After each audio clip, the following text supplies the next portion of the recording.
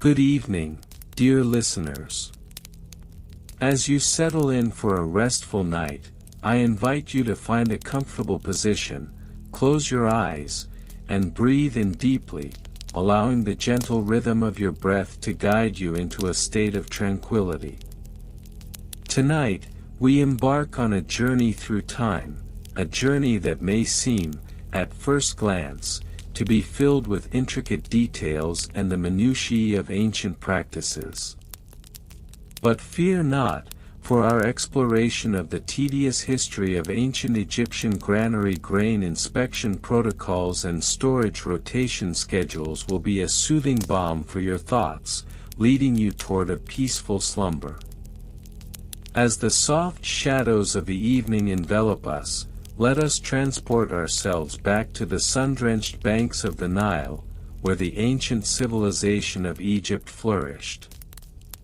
Picture vast fields of golden grain swaying gently in the warm desert breeze, the sun casting a warm glow over the landscape. Here, agriculture was not merely a means of sustenance, but a lifeblood, an intricate dance of seasons, labor, and the meticulous care that ensured the survival of a thriving society. Throughout this video, we will explore the fascinating protocols that govern the inspection of grain stored in these grand granaries. You will learn how the ancient Egyptians, with their keen understanding of the natural world, devised methods to ensure the quality and safety of their harvests. We will delve into the roles of the inspectors, who, much like guardians of the grain, meticulously examined the produce to preserve it from spoilage and pests. Their dedication to duty was essential in a land where the bounty of the harvest was entwined with the prosperity of the nation. As we meander through the sands of time, we will also uncover the intricate storage rotation schedules that the Egyptians implemented. Imagine the vast granaries, filled to the brim with carefully stored grain, each batch rotated with the precision of a well-rehearsed symphony. Discover how their knowledge of storage methods helped them maintain the freshness of their grain, ensuring that the people of Egypt were nourished and satisfied throughout the year. The secrets of these ancient practices will unfold like the petals of a lotus flower, revealing the deep wisdom that guided their agricultural endeavors. As we venture deeper into this captivating subject, let the soothing cadence of my voice wash over you. Allow yourself to drift on the gentle waves of history, where the mundane becomes extraordinary and the tedious transforms into a tapestry of human ingenuity.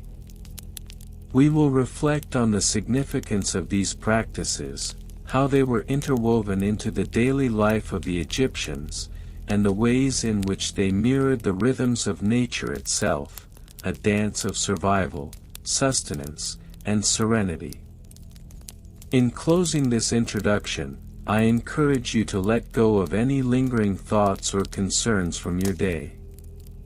Embrace the serenity of the moment, and allow the calm narrative of ancient practices to lull you into a state of relaxation. The world around you may fade away as we delve into the heart of ancient Egypt's grain inspection protocols and storage rotation schedules, a tale that, while filled with details, is steeped in the essence of life itself. So, dear listeners, let us embark on this peaceful journey together. Open your mind to the soothing sounds of history, and prepare to be enveloped in the warmth of a time long past, where the grains of the earth were cherished and safeguarded with great care. Now, let us begin our exploration of the tedious yet fascinating history that awaits.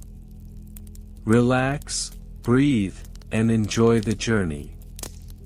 The history of ancient Egyptian granary grain inspection protocols and storage rotation schedules can be traced back to the earliest dynasties of ancient Egypt, specifically during the early dynastic period, which spanned from approximately 3100 BCE to 2686 BCE.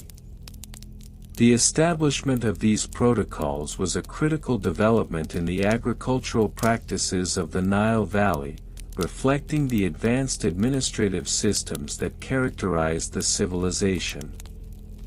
One of the earliest known references to grain storage can be found in the inscriptions of the Narmer Palette, dated around 3100 BCE, which depicts King Narmer, also known as Menes, unifying Upper and Lower Egypt. This unification necessitated an efficient system for managing agricultural surplus, which primarily consisted of grains such as emmer wheat and barley. The granaries constructed during this period were typically built from mud brick, featuring thick walls to regulate temperature and protect against pests. Archaeological evidence suggests that these granaries were often situated near the banks of the Nile, allowing for easy access to water for irrigation and transportation. As the Old Kingdom emerged, circa 2686 to 2181 BCE, grain storage and inspection protocols became increasingly formalized. The role of the royal vizier, a high-ranking official who acted as the chief administrator, became pivotal in overseeing grain management. Notable figures such as Imhotep, who served under Pharaoh Djoser, exemplified the administrative sophistication of the era. Under Imhotep's guidance, the construction of the step pyramid at Saqqara also marked advancements in architecture, which indirectly affected granary design by promoting the need for organized labor and resource allocation. The granaries of this period were designed with specific architectural features that facilitated efficient grain storage. Each granary typically included multiple compartments, each labeled for specific types of grain. This compartmentalization was essential for the implementation of storage rotation schedules, which aimed to minimize spoilage and pest infestations. The practice of rotating grain stocks was recorded in administrative papyri, such as the Wilbur Papyrus, which dates back to the 19th dynasty, circa 1292 to 1189 BCE, detailing land and grain allotments. The administrative procedures governing grain inspection involved several steps to ensure quality control. Inspectors, known as grain measurers, were appointed by local officials and tasked with examining the grain upon entry into the granary. Their responsibilities included assessing the weight, moisture content, and the presence of pests or foreign materials. These inspectors would use standardized measures, such as the Hecate, which equated to approximately 4.8 liters, to quantify grain quantities accurately. Daily routines within the granaries were regimented and included a series of checks and balances to maintain the integrity of the stored grain. Each morning, grain measurers would conduct inspections, recording observations in ledgers made from papyrus. They noted the condition of the grain and any required actions, such as pest control measures or the need to rotate stocks. Such meticulous record-keeping was essential for accountability, especially given the centrality of grain to the economy and the potential for famine. Throughout the Middle Kingdom, circa 2055 to 1650 BCE, there were significant developments in granary architecture and inspection processes. The construction of larger granaries, often built in proximity to administrative centers, signified a shift towards more centralized control over grain storage. The city of Thebes emerged as a crucial administrative hub during this time, with granaries built to accommodate the growing population and the accompanying agricultural surplus. During this period, the role of the state in grain management expanded. The introduction of more sophisticated taxation systems, wherein grain was collected as a form of tax from farmers, necessitated stricter protocols. Local governors, known as nomarchs, were responsible for overseeing grain collection and storage, ensuring that their regions met the demands of the central government. The inspection of grain meant that nomarchs had to be well versed in both agricultural practices and administrative regulations. The grain inspection protocols during the Middle Kingdom mandated that every batch of grain collected from farmers be weighed and inspected before being stored. The presence of a grain officer was required during this process, who would ensure compliance with the established protocols. The grain officer, typically a low-ranking official, was responsible for documenting the weight and quality of the grain, which was then reported to the nomarch. Failure to adhere to these protocols could result in severe penalties, including loss of status or financial repercussions for the local officials involved. As the New Kingdom, circa 1550 to 1070 BCE, progressed, granary management became even more sophisticated. The expansion of trade routes and increased agricultural output led to the establishment of larger granaries capable of holding vast amounts of grain.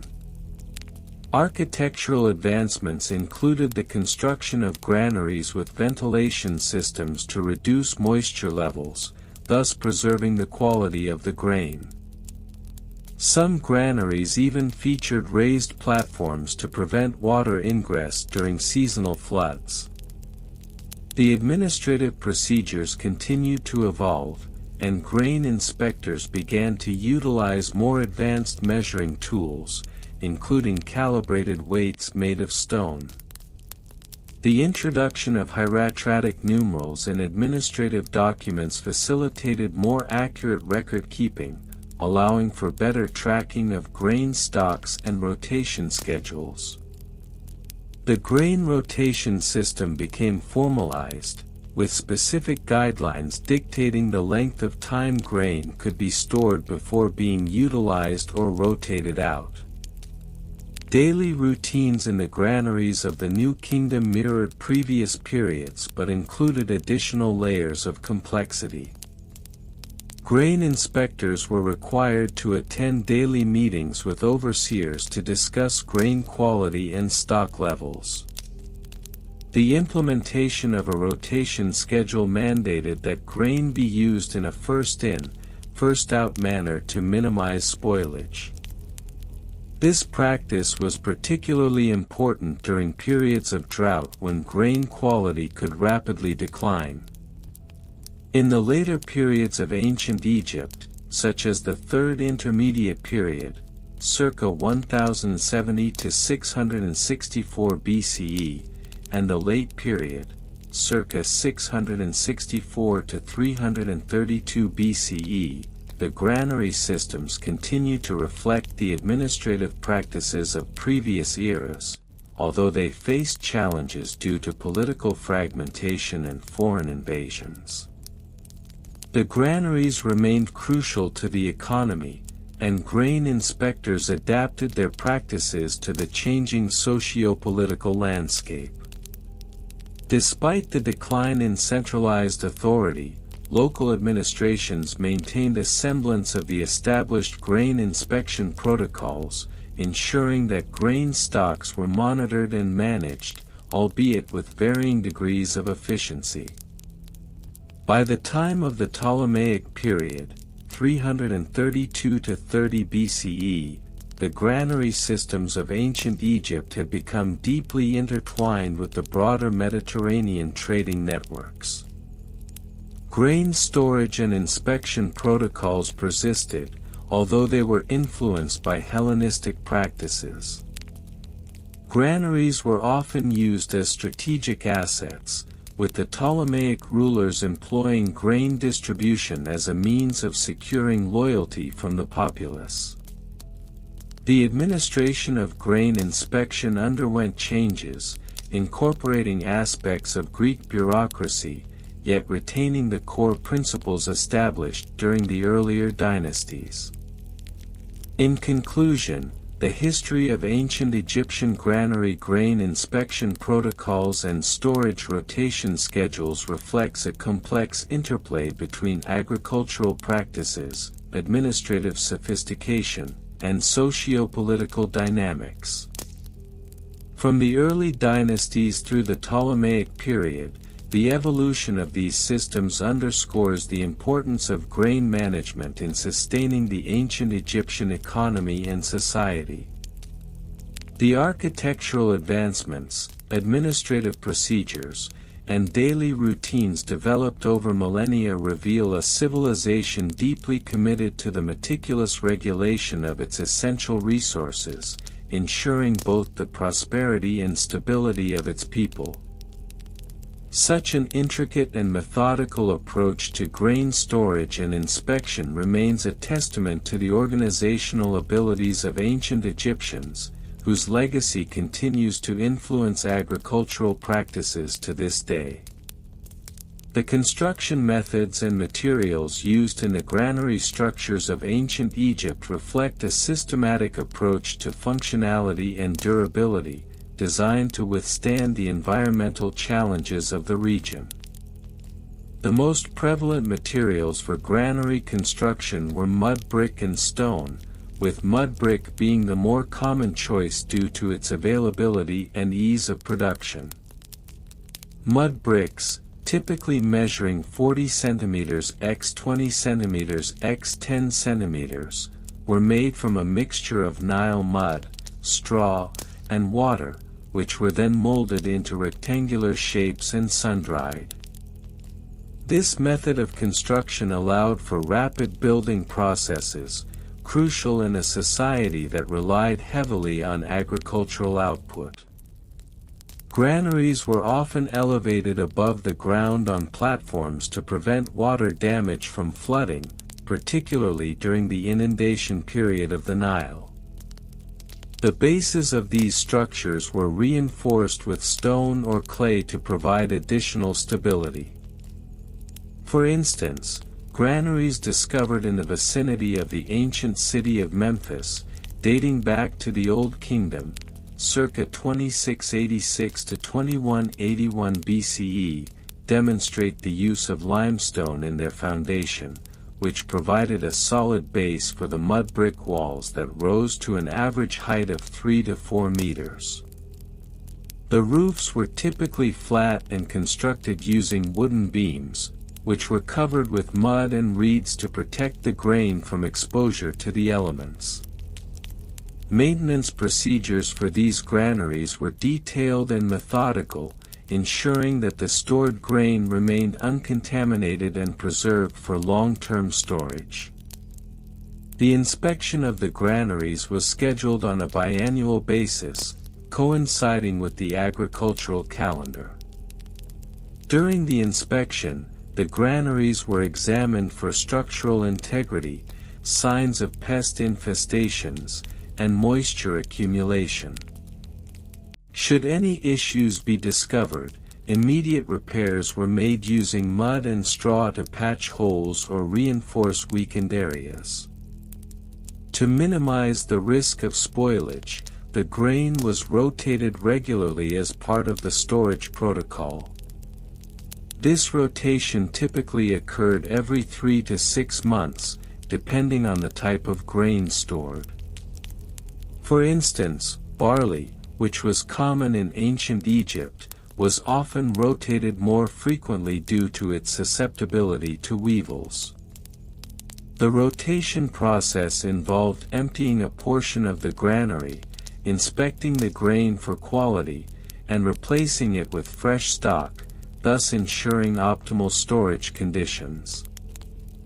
Financial records and costs associated with grain storage were meticulously documented by clerks, who played a vital role in maintaining the economic stability of the granary system.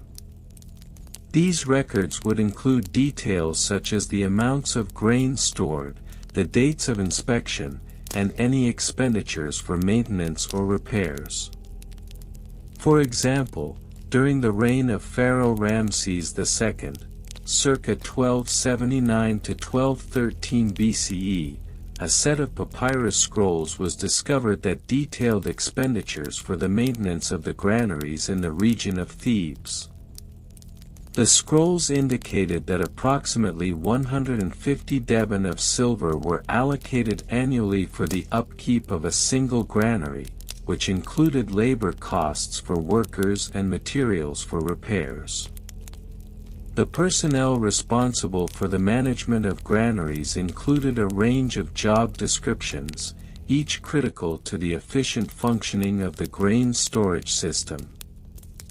At the top of the hierarchy was the granary overseer, or hezep, who was tasked with overall management, including the coordination of inspections and maintenance schedules.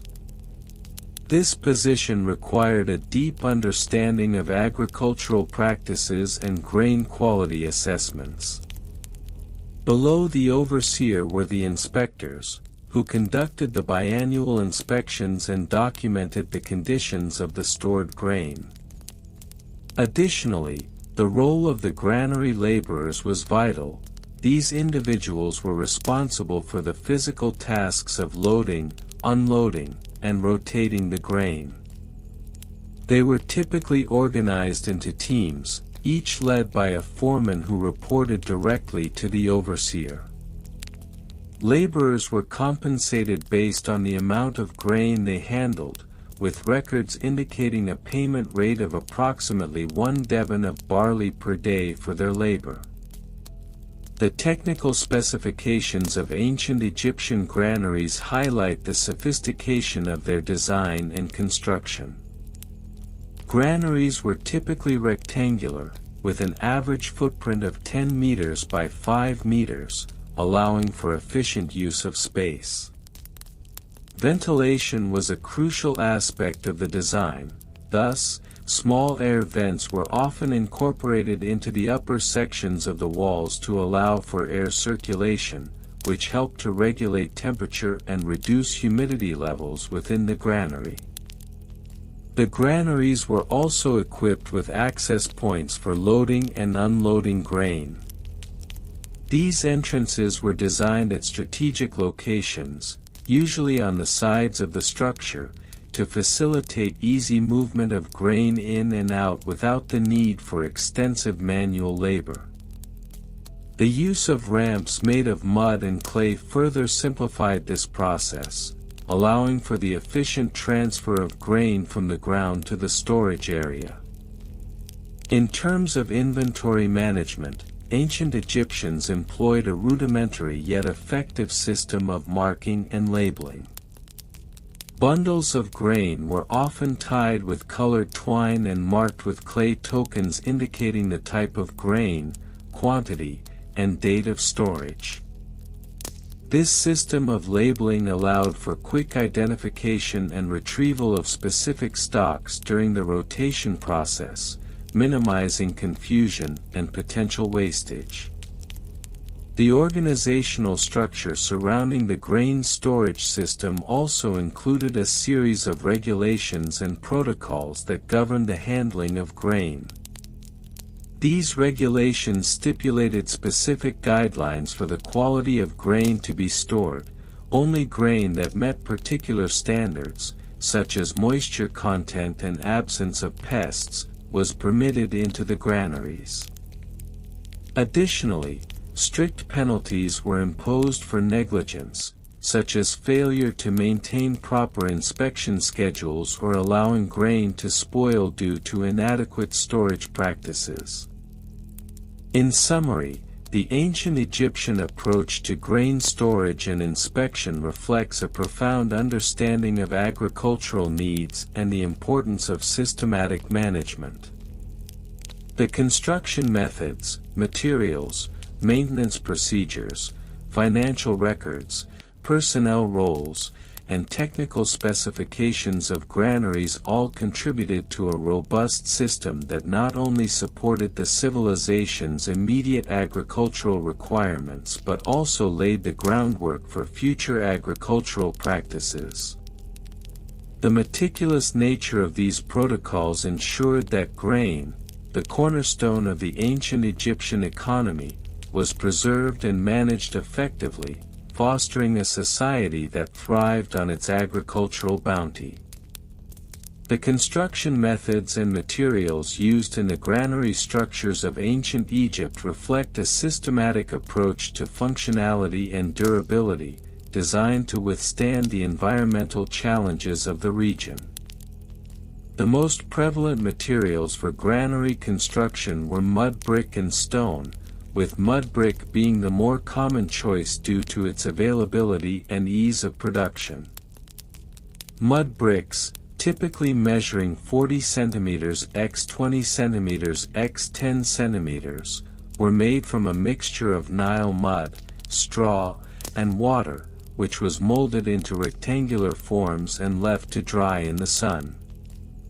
This process not only provided a solid building material but also offered thermal insulation, keeping the stored grains cooler in the intense heat of the Egyptian climate. The use of mud brick can be traced back to as early as 4000 BCE, during the pre-dynastic period, and continued throughout the Pharaonic era, especially in the construction of utilitarian structures like granaries. One notable example is the granaries of the Middle Kingdom, circa 2055 to 1650 BCE, which were often built in conjunction with administrative buildings to facilitate the collection and distribution of grain. The granaries during this period were generally rectangular, with thick walls for added strength. The dimensions of these granaries could vary significantly. Some were as large as 60 meters long and 20 meters wide, enabling the storage of vast amounts of grain necessary for feeding the population and supporting the state during times of drought or famine. In addition to mud brick, stone was also employed in more monumental granaries, especially during the New Kingdom, circa 1550 to 1070 BCE. The stone structures were primarily constructed from limestone or sandstone, which provided greater longevity and resistance to decay.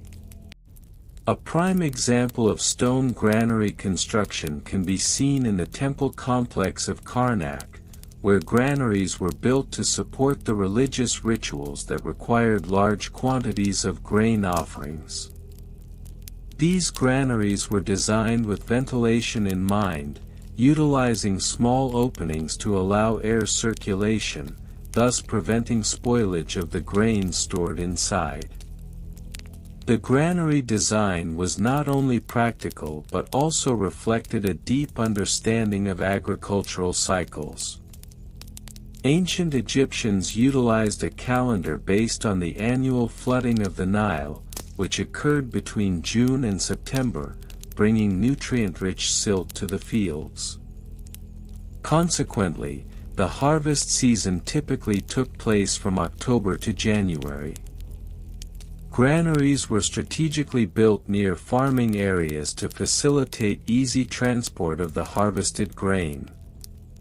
The organization of granaries often included multiple storage rooms, allowing for the separation of different types of grain, such as barley and emmer wheat, which were staples in the Egyptian diet. Moreover, historical records indicate that the granaries played a crucial role in the economy of ancient Egypt. The state maintained a system of taxation based on agricultural output, and granaries served as central repositories for grain collected from farmers. The famous inventory of grain stored in the granaries of Thebes, dated to the reign of Pharaoh Ramses II, circa 1279 to 1213 BCE, illustrates the scale of this operation, with records suggesting that up to 100,000 tons of grain could be stored across various granaries in the region. The granary structures also employed advanced construction techniques. For instance, the walls were often thickened at the base and tapered upward, a design that provided stability and resistance to the weight of the grain stored within. Additionally, some granaries featured raised floors constructed on wooden beams to protect the grain from moisture and pests. This attention to detail in design and construction methods exemplifies the Egyptians' sophisticated understanding of architecture and storage techniques. As a historical context, the importance of granaries in ancient Egyptian society can be further emphasized through the lens of famous events, such as the story of Joseph in the Book of Genesis. According to the biblical narrative, Joseph, who was sold into slavery in Egypt, interpreted Pharaoh's dreams and advised him to store surplus grain in granaries during 7 years of abundance to prepare for 7 years of famine. This account highlights the critical role that granaries played not only in the daily life of ancient Egyptians but also in the broader narrative of food security and management in ancient civilizations. In conclusion, the granaries of ancient Egypt were much more than mere storage facilities. They were vital components of the agricultural and economic systems, intricately tied to the culture and survival of one of history's most remarkable civilizations. Their construction methods and materials reflect a deep understanding of environmental factors, agricultural cycles, and the need for organizational efficiency, ensuring that these structures stood the test of time and played a pivotal role in the state's stability and prosperity. The construction methods employed for granaries in ancient Egypt were characterized by a meticulous adherence to local materials and techniques suited to the environmental conditions. The predominant material used in granary construction was mud brick, which was readily available due to the proximity of the Nile River. The ancient Egyptians typically crafted these mud bricks by mixing Nile silt, water, and straw, forming rectangular blocks that measured approximately 30 cm x 60 cm x 10 cm. This method of construction can be traced back to the early dynastic period, circa 3100 to 2686 BCE, with the use of mud brick becoming increasingly refined over subsequent dynasties. The walls of granaries were often constructed at a thickness of 50 centimeters to withstand the pressure exerted by the stored grain. To enhance durability, the granaries were typically elevated on platforms, raising them about 1 meter above the ground. This elevation served multiple purposes. It allowed for improved air circulation to prevent grain spoilage, minimized the risk of water damage during the inundation of the Nile, and deterred pests from accessing the grain. The roofs were generally flat and made from wooden beams covered with mud and reeds, carefully designed to provide adequate insulation against temperature fluctuations. Maintenance procedures for these granaries were crucial to their operational efficiency and longevity.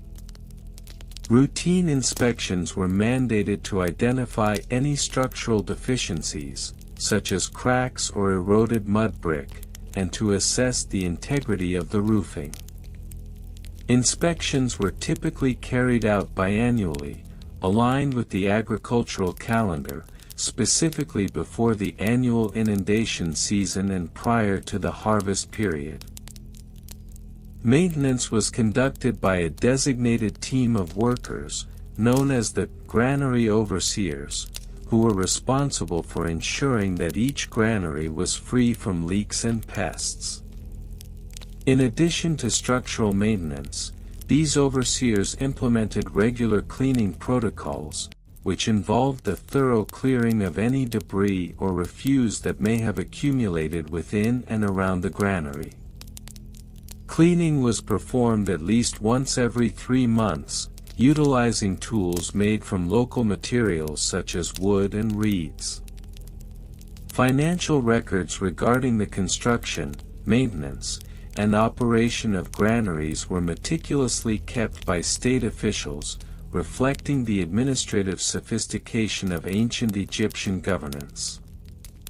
Each granary was assigned a specific budget based on its capacity and location, and these financial records were maintained on papyrus scrolls. For instance, a medium-sized granary with a capacity of approximately 500 tons of grain would incur initial construction costs estimated at 10,000 deben of silver, approximately equivalent to 240 kilograms. This cost included labor, materials, and transportation expenses, with laborers being compensated at a rate of about 2 deben per day. Annual operational costs were also documented, encompassing the expenses associated with personnel, maintenance, and any necessary repairs. It was not uncommon for these costs to fluctuate based on the grain yield from the surrounding fields, as a bumper harvest would necessitate additional storage and potential expansion of facilities. Thus, for a granary that experienced a particularly favorable yield in a given year, the operational budget might increase by 15% or more to accommodate the need for additional workers and resources. Conversely, in years of drought or poor harvest, budgets would be curtailed, and surplus grain from previous years would often be utilized to mitigate shortages. Personnel responsible for the management and operation of granaries were categorized into several distinct roles, each with specific job descriptions. The primary authority within a granary was the granary chief, known in Egyptian as Hikayu, who was accountable for overseeing all activities related to grain storage, inspection, and distribution. This individual was typically appointed by the local governor and held a significant position within the administrative hierarchy. The granary chief was expected to report directly to the central treasury, providing detailed accounts of grain inventory and any issues arising. Supporting the granary chief were a cadre of assistants known as grain clerks, referred to as sesh in Egyptian, who maintained meticulous records of grain quantities, quality, and movement. These clerks utilized a system of hieroglyphs to record their observations on papyrus, ensuring that all data was easily accessible for audits and reviews. The clerks were trained in mathematics and accounting, allowing them to perform calculations related to grain weights and storage capacities accurately. Additionally, a team of laborers was employed for the physical handling of grain. These workers, often seasonal laborers, were tasked with loading and unloading grain from transport vessels, as well as maintaining the cleanliness of the storage facilities. It was common for laborers to be organized into work crews, each led by a foreman who reported to the granary chief. The foreman was responsible for managing the day-to-day activities of the crew, ensuring that tasks were completed efficiently and safely. Technical specifications for the granaries were dictated by the volume of grain they were designed to store. Granaries varied in size, with smaller facilities accommodating around 200 tons of grain, while larger complexes could hold upwards of 1,000 tons. The dimensions of these structures were often dictated by the available land and the anticipated yield from surrounding agricultural fields. For example, a granary built to hold 750 tons of grain would typically measure 30 meters in length, 10 meters in width, and 5 meters in height, with a roof sloped at a slight angle to facilitate drainage. Ventilation was a critical aspect of granary design, as it played a vital role in preserving the quality of the stored grain. Granaries were designed with small, strategically placed openings near the top of the walls to allow for air circulation while preventing the intrusion of pests. These openings were often covered with fine mesh or woven reeds to provide additional protection against rodents and insects. In the context of grain inspection protocols, a standardized system was established to ensure the quality of the stored grain. Upon arrival at the granary, grain was subject to a series of assessments conducted by trained inspectors known as grain evaluators. These evaluators employed a series of criteria to determine the quality of the grain, including color, moisture content, and the presence of pests or mold. A grain sample would be taken from each delivery, and a moisture content analysis was performed, ideally using a simple device made of clay that could provide a quick assessment of moisture levels. Inspection procedures mandated that grain meeting acceptable quality standards be marked with a specific symbol, such as a hieroglyphic representation of a sheaf of wheat, indicating it was fit for storage. Conversely, grain that failed to meet these standards was either discarded or redirected for immediate sale in local markets, thereby preventing the deterioration of stored supplies.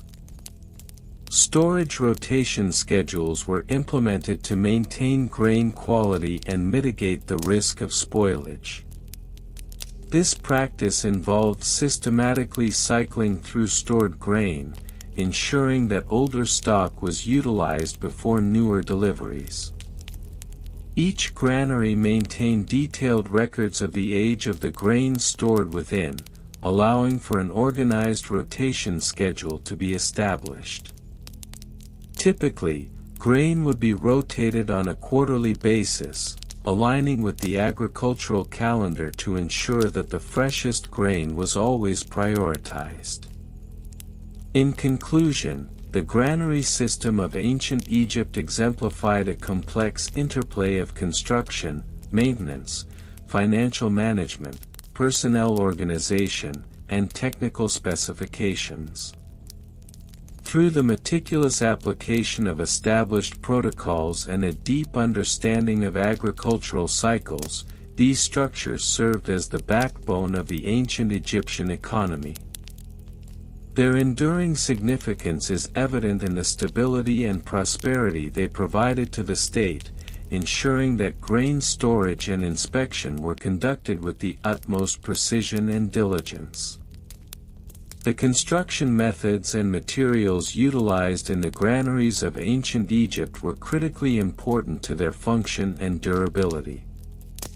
Granaries were primarily constructed from mud brick, a material made from Nile silt mixed with water and then sun-dried into bricks.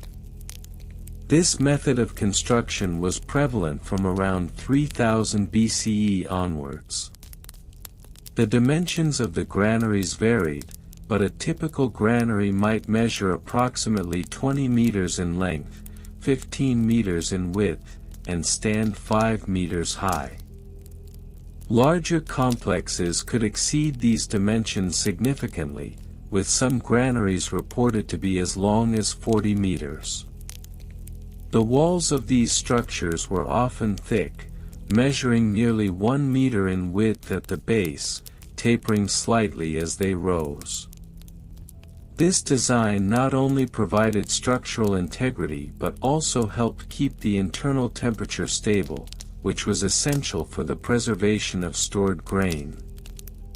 Roofs were typically flat, constructed using beams of acacia wood or palm fronds, which were then covered with a layer of mud plaster to provide additional insulation against the elements. The roofs were designed to allow for ventilation, a crucial factor in preventing the spoilage of grain due to moisture accumulation. Maintenance procedures of these granaries were meticulously outlined and followed to ensure the longevity of the storage facilities. Regular inspections were mandated, typically on a monthly basis, to assess the integrity of the structure. These inspections included checking for cracks in the walls, signs of water damage, and pest infestations. A designated team of inspectors, known as the grain watchers, was responsible for this task. They utilized tools such as wooden poles to probe the walls for structural weaknesses and small baskets to collect samples of grain for quality assessment. Additionally, granaries were subjected to a thorough cleaning at the end of each storage cycle, which occurred annually during the inundation season, approximately June to September. This cleaning involved removing all remaining grain, sweeping the floors with palm fronds, and applying a mixture of lime and water to sanitize the interior. The lime not only disinfected but also deterred pests. Following this process, a fresh layer of sand was often laid on the floor to absorb any residual moisture before new grain was stored.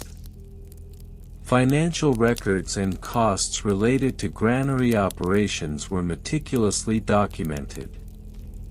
The royal scribes, known for their literacy and numerical skills, maintained extensive ledgers detailing the expenditures associated with grain storage. Each granary was assigned a unique identifier, such as G001 or G002, and every transaction was logged with precision.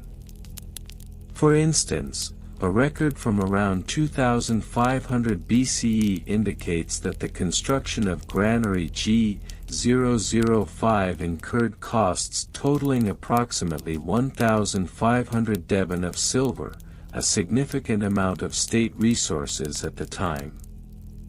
Costs associated with grain maintenance included the procurement of materials for repairs, the wages of laborers involved in construction and maintenance, and the expenses related to pest control measures.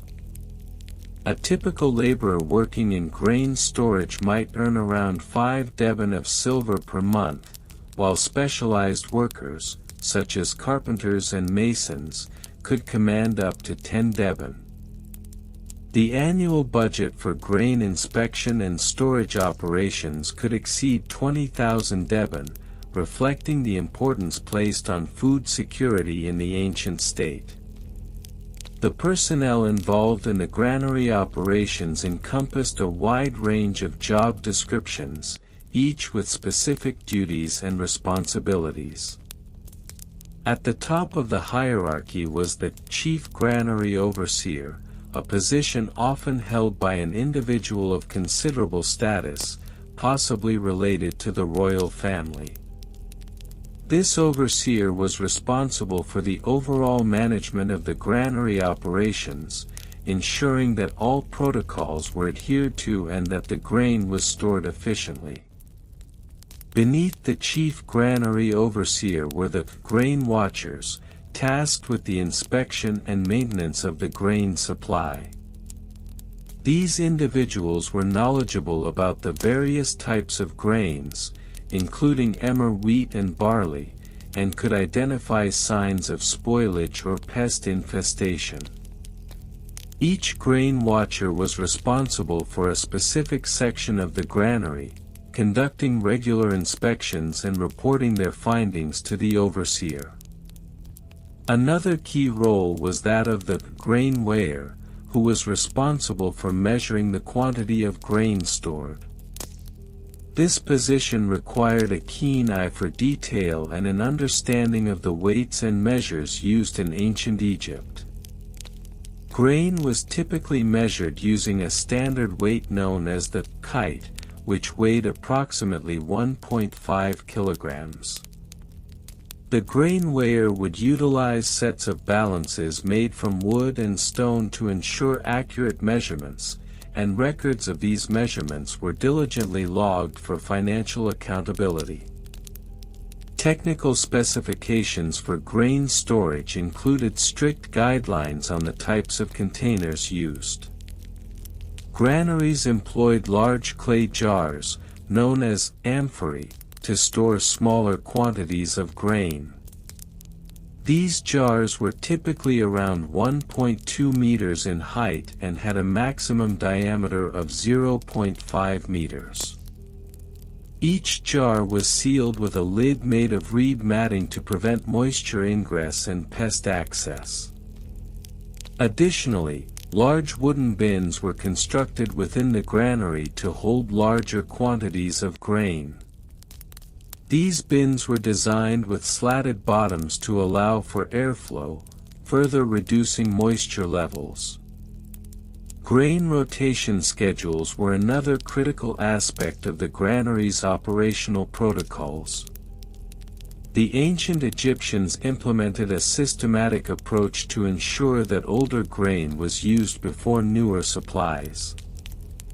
This rotation was essential for maintaining quality and minimizing spoilage. Granaries were divided into sections based on the harvest year, with each section clearly labeled. The oldest grain would be stored in the front of the section, while the newer harvest would be placed towards the back. The protocol for grain rotation was strictly enforced, with records indicating that grain from the previous year was to be used first, ideally within the first 6 months of storage. If any grain was found to be spoiled or infested, it was promptly removed and replaced with fresher supplies. This diligent approach not only ensured the quality of food available to the populace but also preserved the state's reputation for maintaining a reliable food supply. In conclusion, the ancient Egyptian granary system exemplified a highly organized approach to grain storage and inspection. The construction methods employed, the maintenance procedures followed, the meticulous financial records kept, the defined job roles established, and the technical specifications adhered to all contributed to a robust framework that supported the agricultural economy of ancient Egypt.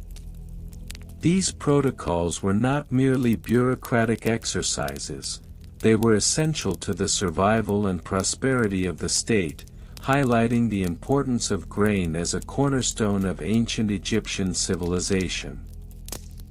The enduring legacy of these practices can still be observed in contemporary agricultural systems, where the principles of proper storage, regular inspection, and meticulous record-keeping continue to be paramount for ensuring food security.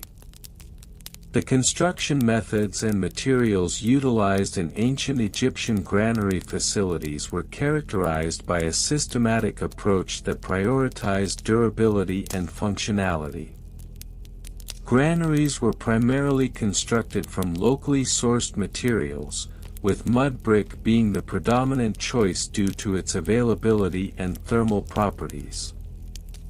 The mud brick, made from a mixture of Nile silt, water, and straw, was molded into rectangular blocks that measured approximately 25 cm x 50 cm x 10 cm.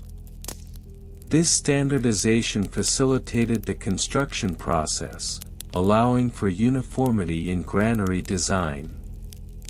The dimensions of granaries varied significantly based on their intended capacity and location, but a typical granary might span approximately 15 meters in length, 5 meters in width, and 4 meters in height.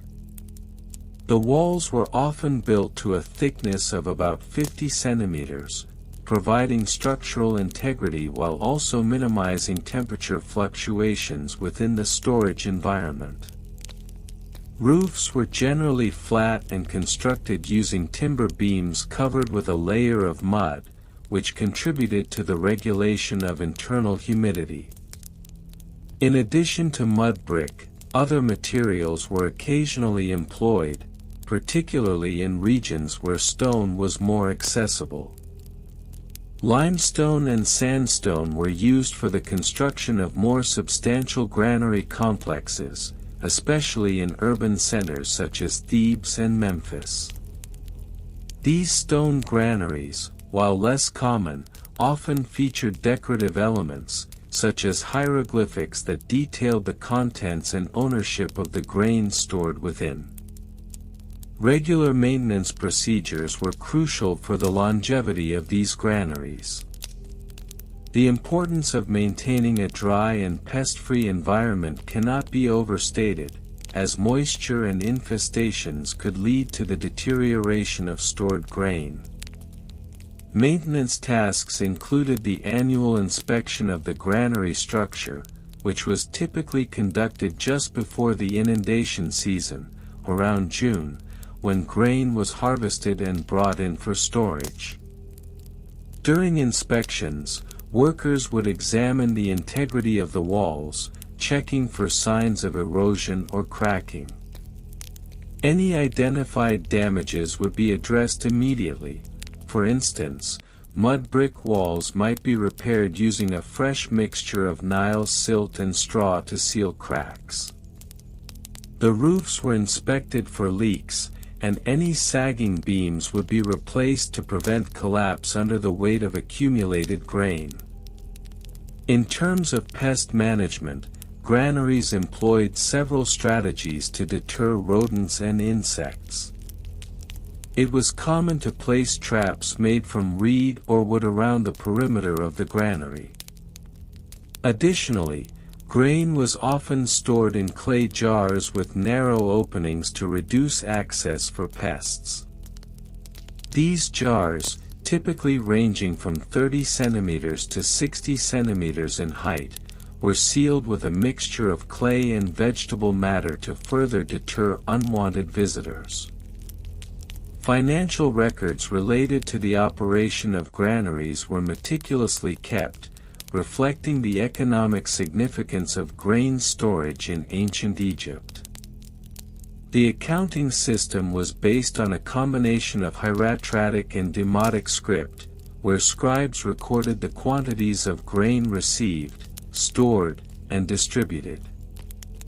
Financial records also included the costs associated with construction and maintenance, which were meticulously documented. For instance, the cost of materials such as mud, straw, and water was recorded per cubic meter, with a typical expenditure of around 1 deben, approximately 0.5 kilograms of silver, for every 100 mud bricks produced. In a single granary complex, the annual operational budget might exceed 2,000 deben, which included labor costs for workers tasked with construction, maintenance, and inspection.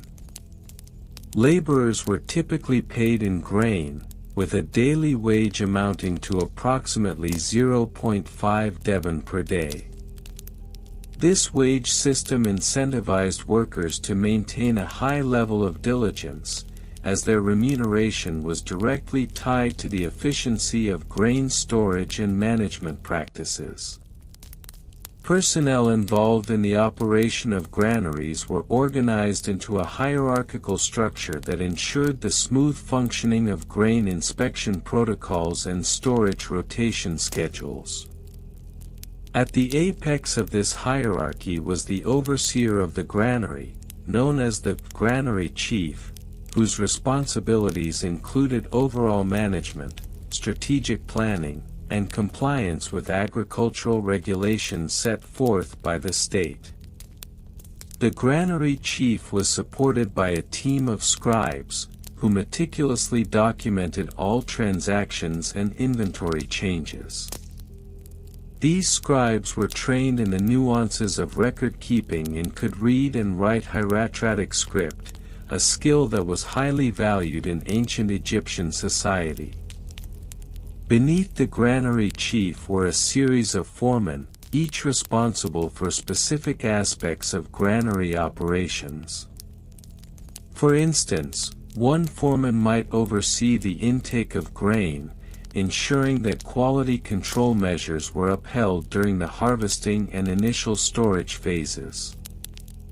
This foreman also coordinated with local farmers to establish a schedule for grain deliveries, which were often timed to coincide with the annual flooding of the Nile.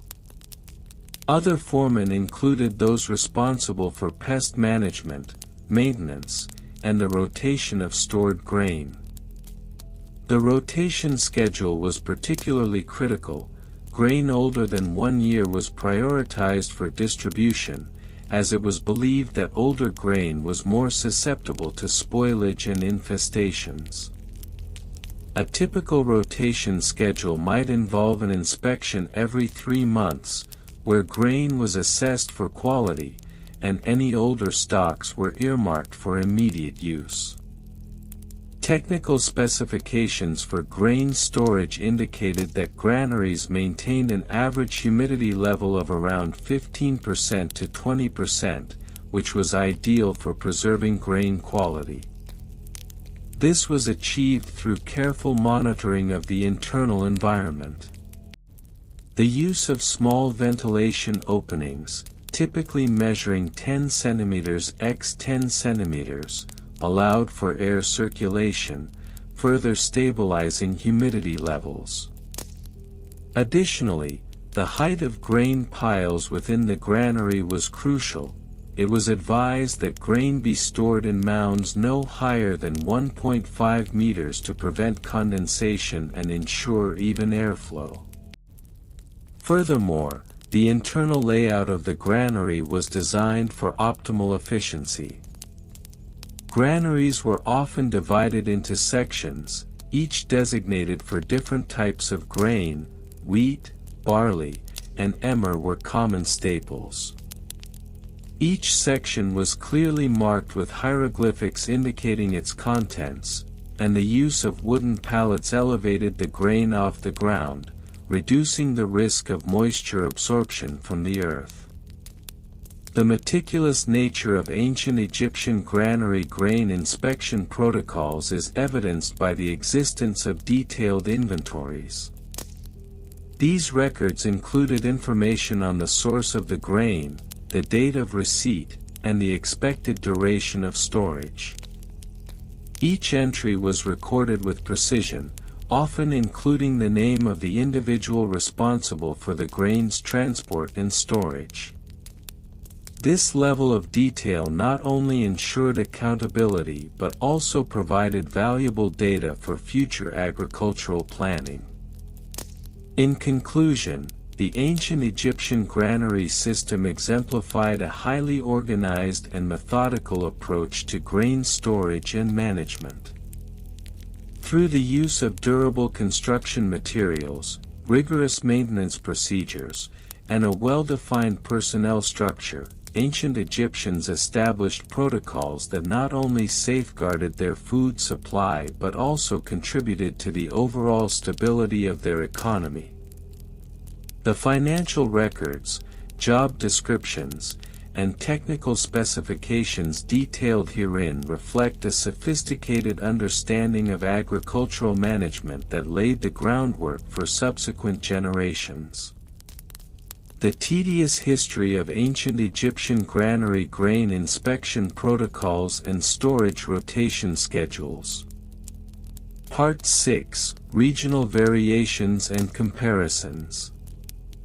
As we delve further into the granary grain inspection protocols and storage rotation schedules of ancient Egypt, it becomes imperative to acknowledge the regional variations across the expansive territories of the Nile Valley.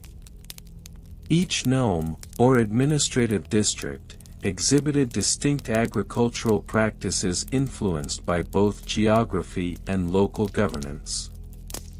The northern regions, particularly those bordering the Nile Delta, benefited from the fertile alluvial soils deposited by the annual inundation. Consequently, these areas tended to produce a more diverse array of grains, including emmer wheat and barley, necessitating tailored storage protocols. Conversely, the southern regions, such as Upper Egypt, were primarily dedicated to the cultivation of barley, which was more resilient to the fluctuating water levels of the Nile. The granaries in these areas were often constructed with thick mud brick walls to provide insulation against the extreme heat, thus reducing spoilage and pest infestations. Inspection protocols in Upper Egypt emphasized the crucial role of airflow and ventilation, leading to the establishment of elevated granary designs to promote air circulation. Moreover, notable differences arose in the bureaucratic oversight of grain storage. In the highly centralized administration of the Lower Kingdom, strict regulations were enforced to standardize grain quality and storage practices, overseen by appointed officials known as grain masters. In contrast, the decentralized governance of Upper Egypt allowed for more localized adaptations, where village elders often dictated the nuances of grain inspection according to communal customs and practices. Part 7: Evolution over different time periods. The evolution of granary grain inspection protocols and storage rotation schedules can be traced through the various dynasties of ancient Egyptian history. During the Old Kingdom, when monumental architecture and centralized authority were at their zenith, the granary system was characterized by rigid protocols. This period saw the establishment of the royal grain reserves, which required meticulous inventory management to support the state apparatus and ensure the sustenance of the labor force engaged in pyramid construction. As we transition into the Middle Kingdom, the granary system began to reflect a more sophisticated understanding of agricultural economics.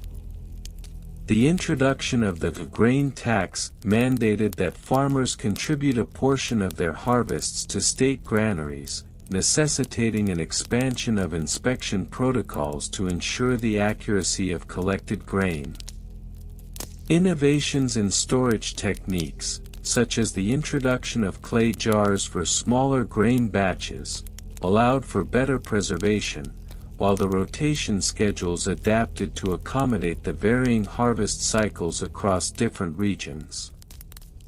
By the New Kingdom, the granary system had further evolved into a complex web of transactions, involving not only state-controlled granaries but also private and temple-owned facilities.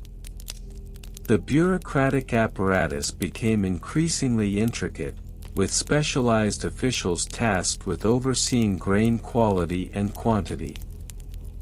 This period witnessed a shift towards more systematic record-keeping methods, which enhanced the ability to track grain movement and monitor storage conditions.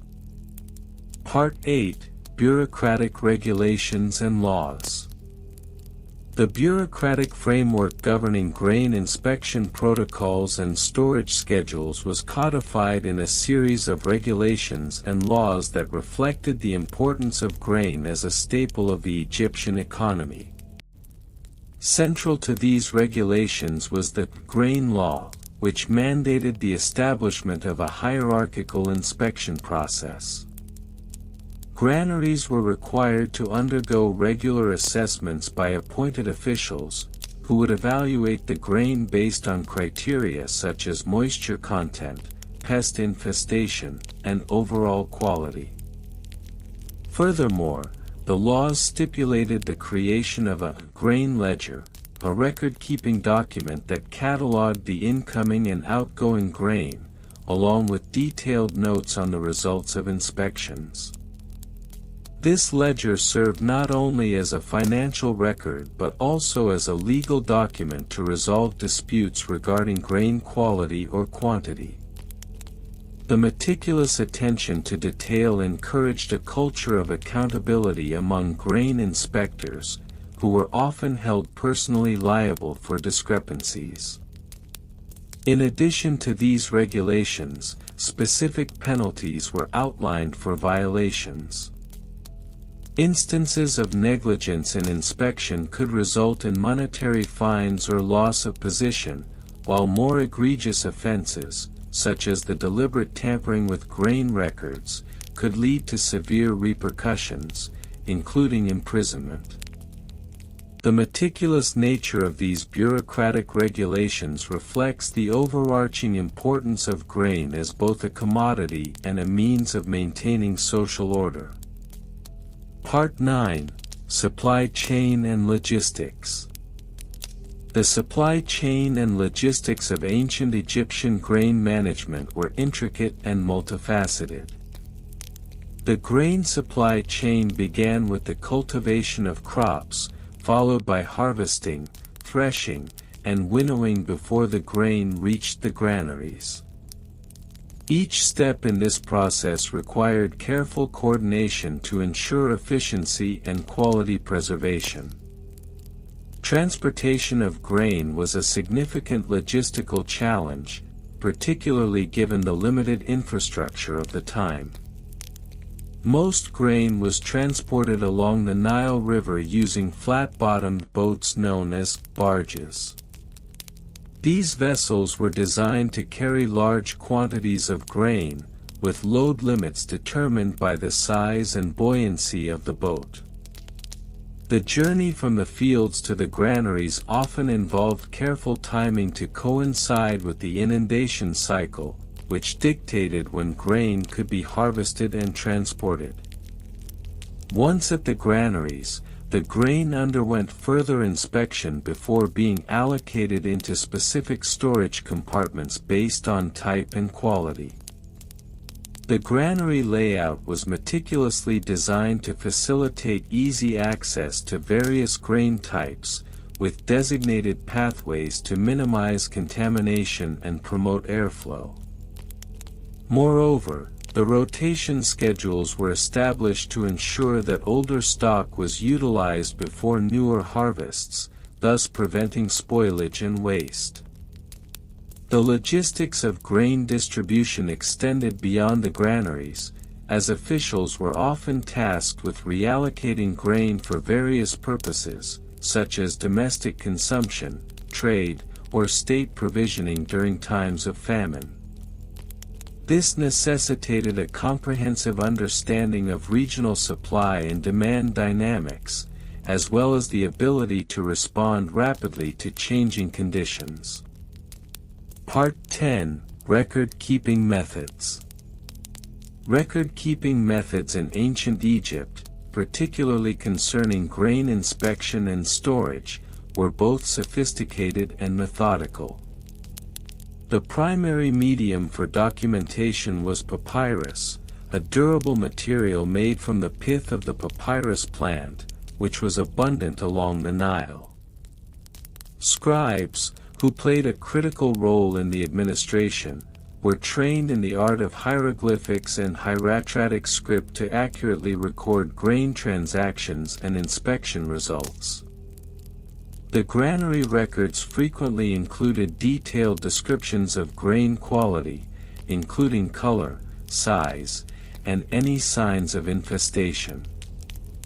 Additionally, the records documented the dates of inspections, the names of the inspectors, and any corrective actions taken if issues were identified. This level of detail not only facilitated accountability but also allowed for statistical analysis of grain yields over time, contributing to the broader understanding of agricultural productivity. Furthermore, these records often included annotations regarding seasonal variations and changes in climate, providing insight into the environmental factors that influenced grain production. In some cases, records were supplemented with illustrations, depicting the various stages of grain processing, which served as visual aids for understanding complex procedures. Every granary maintained its unique record-keeping system, tailored to local practices and administrative requirements. This diversity in documentation practices reflects the decentralized nature of ancient Egyptian bureaucracy, allowing for localized adaptations while still adhering to overarching regulatory frameworks. Conclusion. In summary, the history of ancient Egyptian granary grain inspection protocols and storage rotation schedules is a testament to the intricate and multifaceted relationship between agriculture, administration, and daily life in ancient Egypt. Through regional variations, evolving protocols, bureaucratic regulations, supply chain logistics, and sophisticated record-keeping methods, one can glean invaluable insights into the complexities of grain management in this remarkable civilization. Despite its seemingly mundane aspects, the study of these practices reveals the foundational role that grain played in sustaining the socio-economic fabric of ancient Egyptian society, underscoring the importance of diligent oversight and meticulous attention to detail in the preservation of this vital resource. Thus, the exhaustive exploration of these protocols and schedules invites further contemplation of the socio-political dynamics of ancient Egypt, where grain was not merely a staple foodstuff but a symbol of power, stability, and communal identity, intricately woven into the tapestry of daily life along the banks of the Nile. The tedious history of ancient Egyptian granary grain inspection protocols and storage rotation schedules, Part 7. In the grand tapestry of ancient Egyptian agriculture, the granary grain inspection protocols and storage rotation schedules reveal a complexity that is often overlooked. They serve not only as a reflection of agricultural practices but also as a window into the socio-political framework that governed the distribution of resources in one of the world's earliest civilizations. This section will explore the regional variations and comparisons, the evolution over different time periods, bureaucratic regulations and laws, supply chain and logistics, and the meticulous methods of record-keeping that shaped these practices. ### Regional variations and comparisons. The Nile River, with its life-giving waters, created a unique agricultural environment that varied significantly along its length. The Delta region, with its rich alluvial soil, required different grain storage and inspection protocols compared to the arid regions of Upper Egypt. In the Delta, granaries were often built near the fields, leveraging the proximity to harvest sites. These granaries were typically constructed with mud brick, allowing for cool storage conditions. Their thick walls minimized temperature fluctuations that could lead to spoilage. In contrast, Upper Egypt, characterized by its narrow valley and less fertile land, necessitated a more centralized storage approach. Granaries were often located in larger towns or administrative centers, where grain could be collected from surrounding villages. The inspection protocols in these regions emphasized the need for thorough inspections, as the longer distances involved in transporting grain increased the risk of spoilage and pest infestation during transport. Moreover, during periods of Nile flooding, the granaries of the Delta would face unique challenges, as the inundation could disrupt the harvest schedule and storage capacity. In response, local authorities in the Delta developed adaptive protocols that included emergency inspections and temporary storage solutions, such as the use of floating granaries, an ingenious method of preserving grain during high water. ###evolution over different time periods. The evolution of granary grain inspection protocols and storage rotation schedules is intricately linked to the broader historical developments in ancient Egypt. During the Old Kingdom, circa 2686 to 2181 BCE, the focus was primarily on establishing a centralized system of grain management that reflected the authority of the pharaoh. Granaries were often monumental structures associated with temple complexes, symbolizing the divine right of the ruler to manage agricultural surplus. As we transition into the Middle Kingdom, circa 2055 to 1650 BCE, there was a marked increase in bureaucratic sophistication. The administration recognized the need for more systematic inspection protocols. Inspectors, known as grain measurers, became integral to the process, employing calibrated measures that were standardized across the region. This period also witnessed the introduction of rotation schedules that were based on crop cycles, aimed at mitigating soil depletion.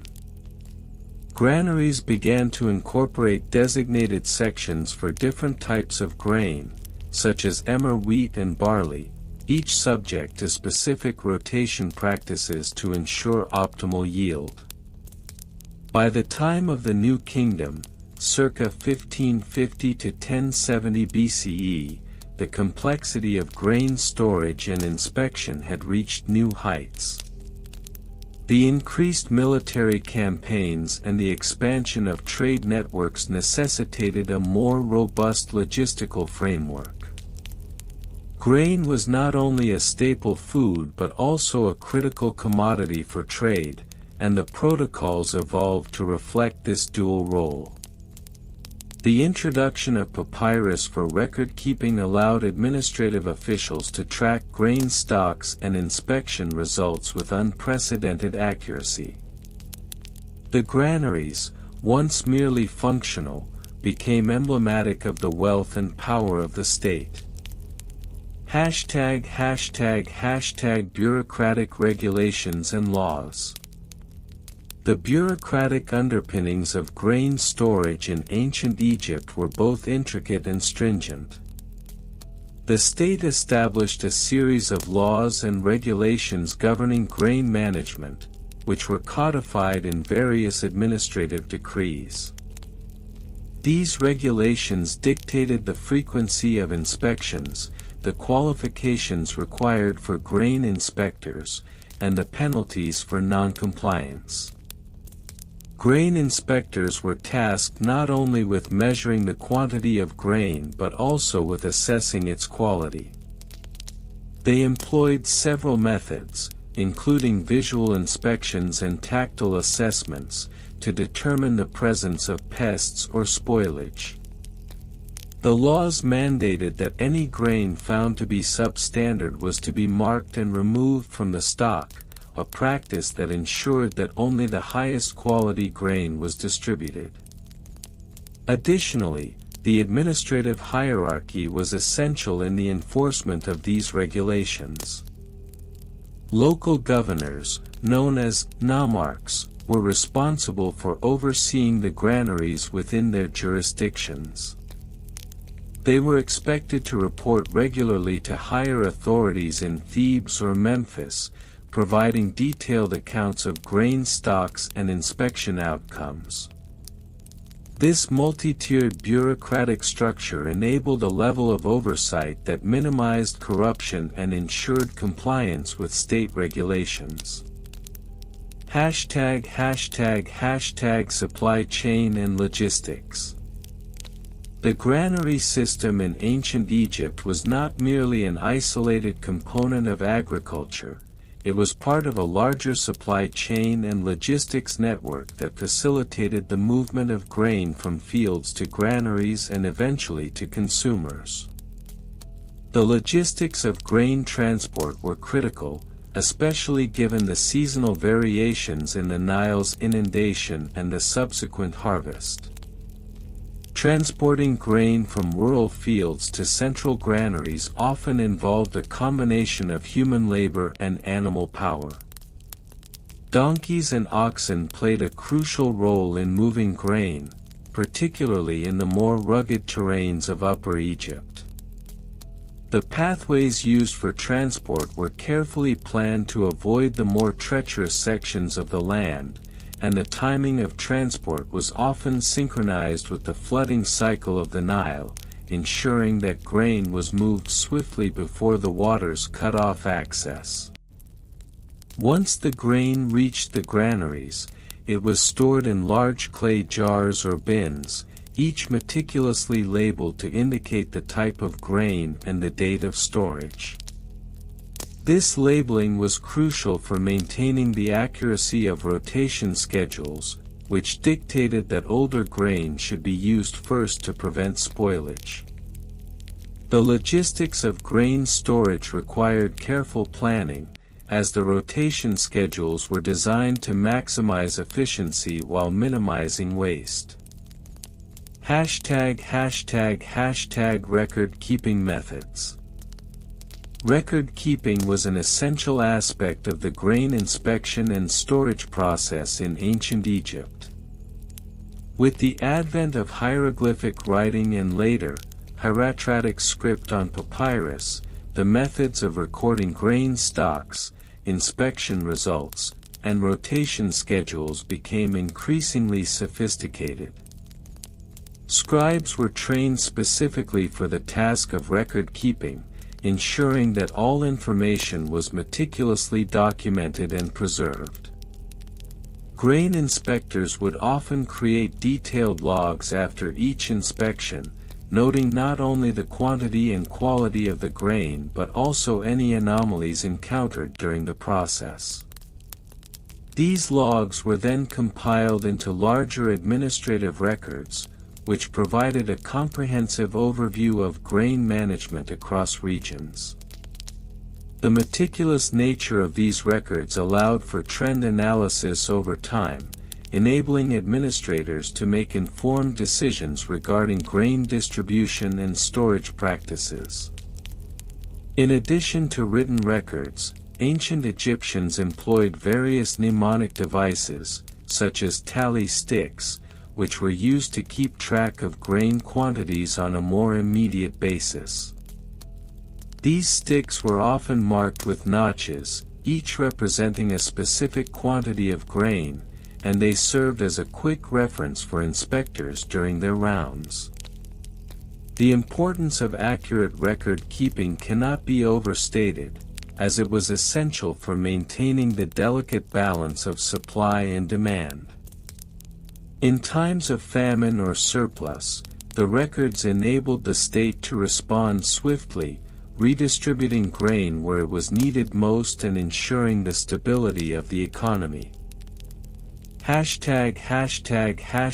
Conclusion.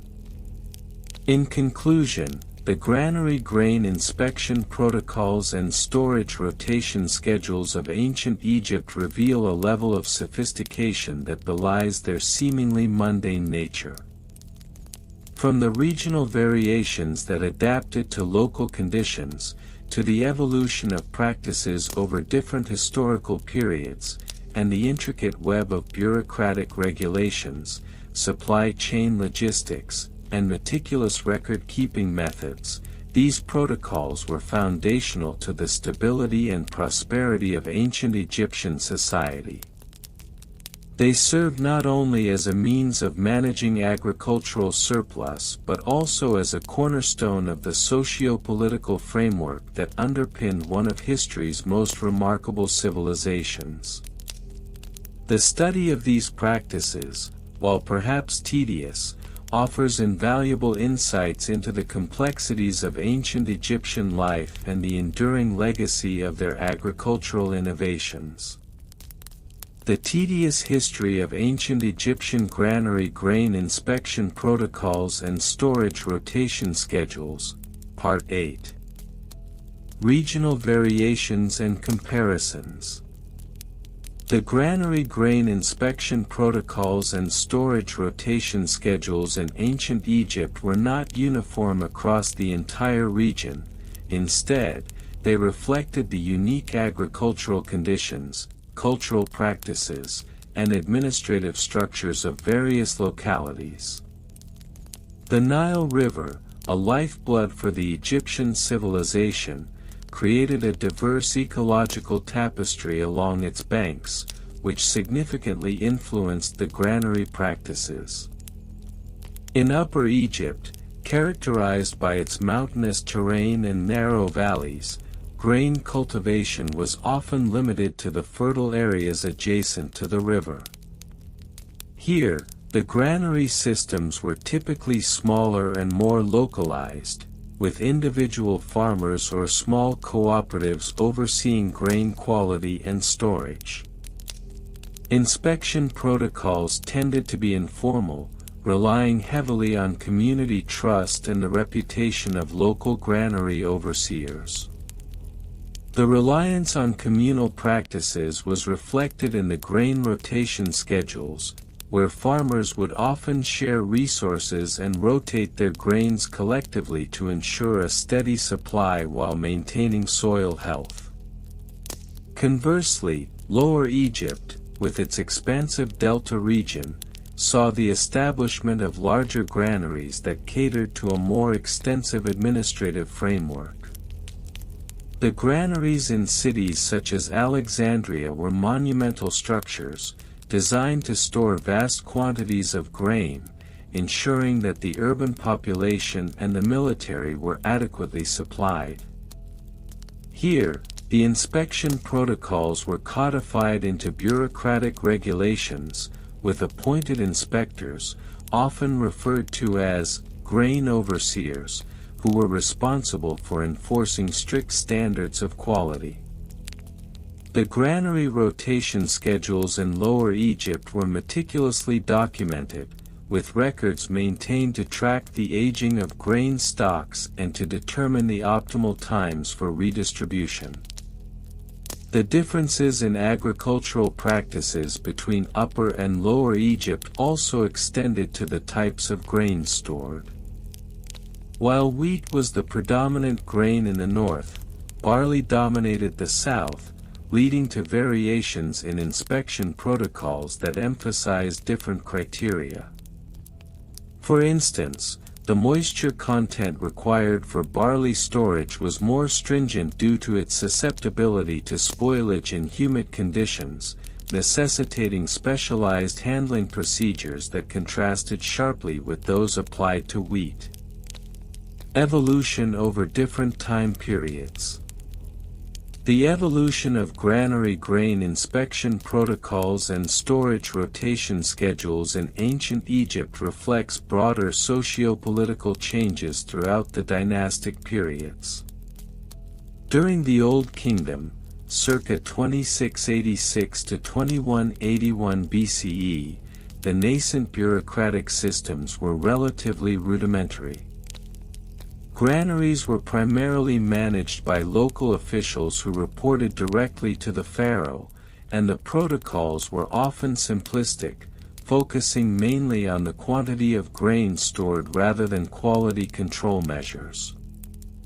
As the Middle Kingdom, circa 2055 to 1650 BCE, emerged, there was a marked shift toward increased centralization and bureaucratic sophistication.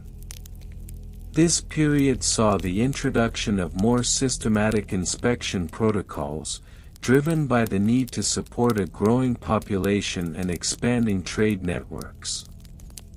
The introduction of written records allowed for the standardization of inspection practices, where specific metrics, such as grain weight and quality categorizations, became formalized. Granaries began to utilize seals and stamps to indicate inspection authenticity, reflecting a more organized approach to grain management. The New Kingdom, circa 1550 to 1070 BCE, marked the pinnacle of granary administration in ancient Egypt. With the consolidation of power under pharaohs like Ramses II, elaborate bureaucratic structures were established, leading to comprehensive regulations governing grain inspection and storage. Granary overseers were required to maintain detailed records of grain types, quantities, and storage conditions, and these records were often cross-referenced with taxation documents. The concept of rotation schedules was further refined, with specific guidelines dictating the duration grains could be stored before being rotated out to prevent spoilage. The introduction of systematic inspections and the use of water clocks for timing inspections further illustrate the increasing sophistication of these practices. Bureaucratic regulations and laws. The bureaucratic regulations surrounding granary grain inspection and storage rotation were enshrined in legal texts and decrees issued by the pharaohs.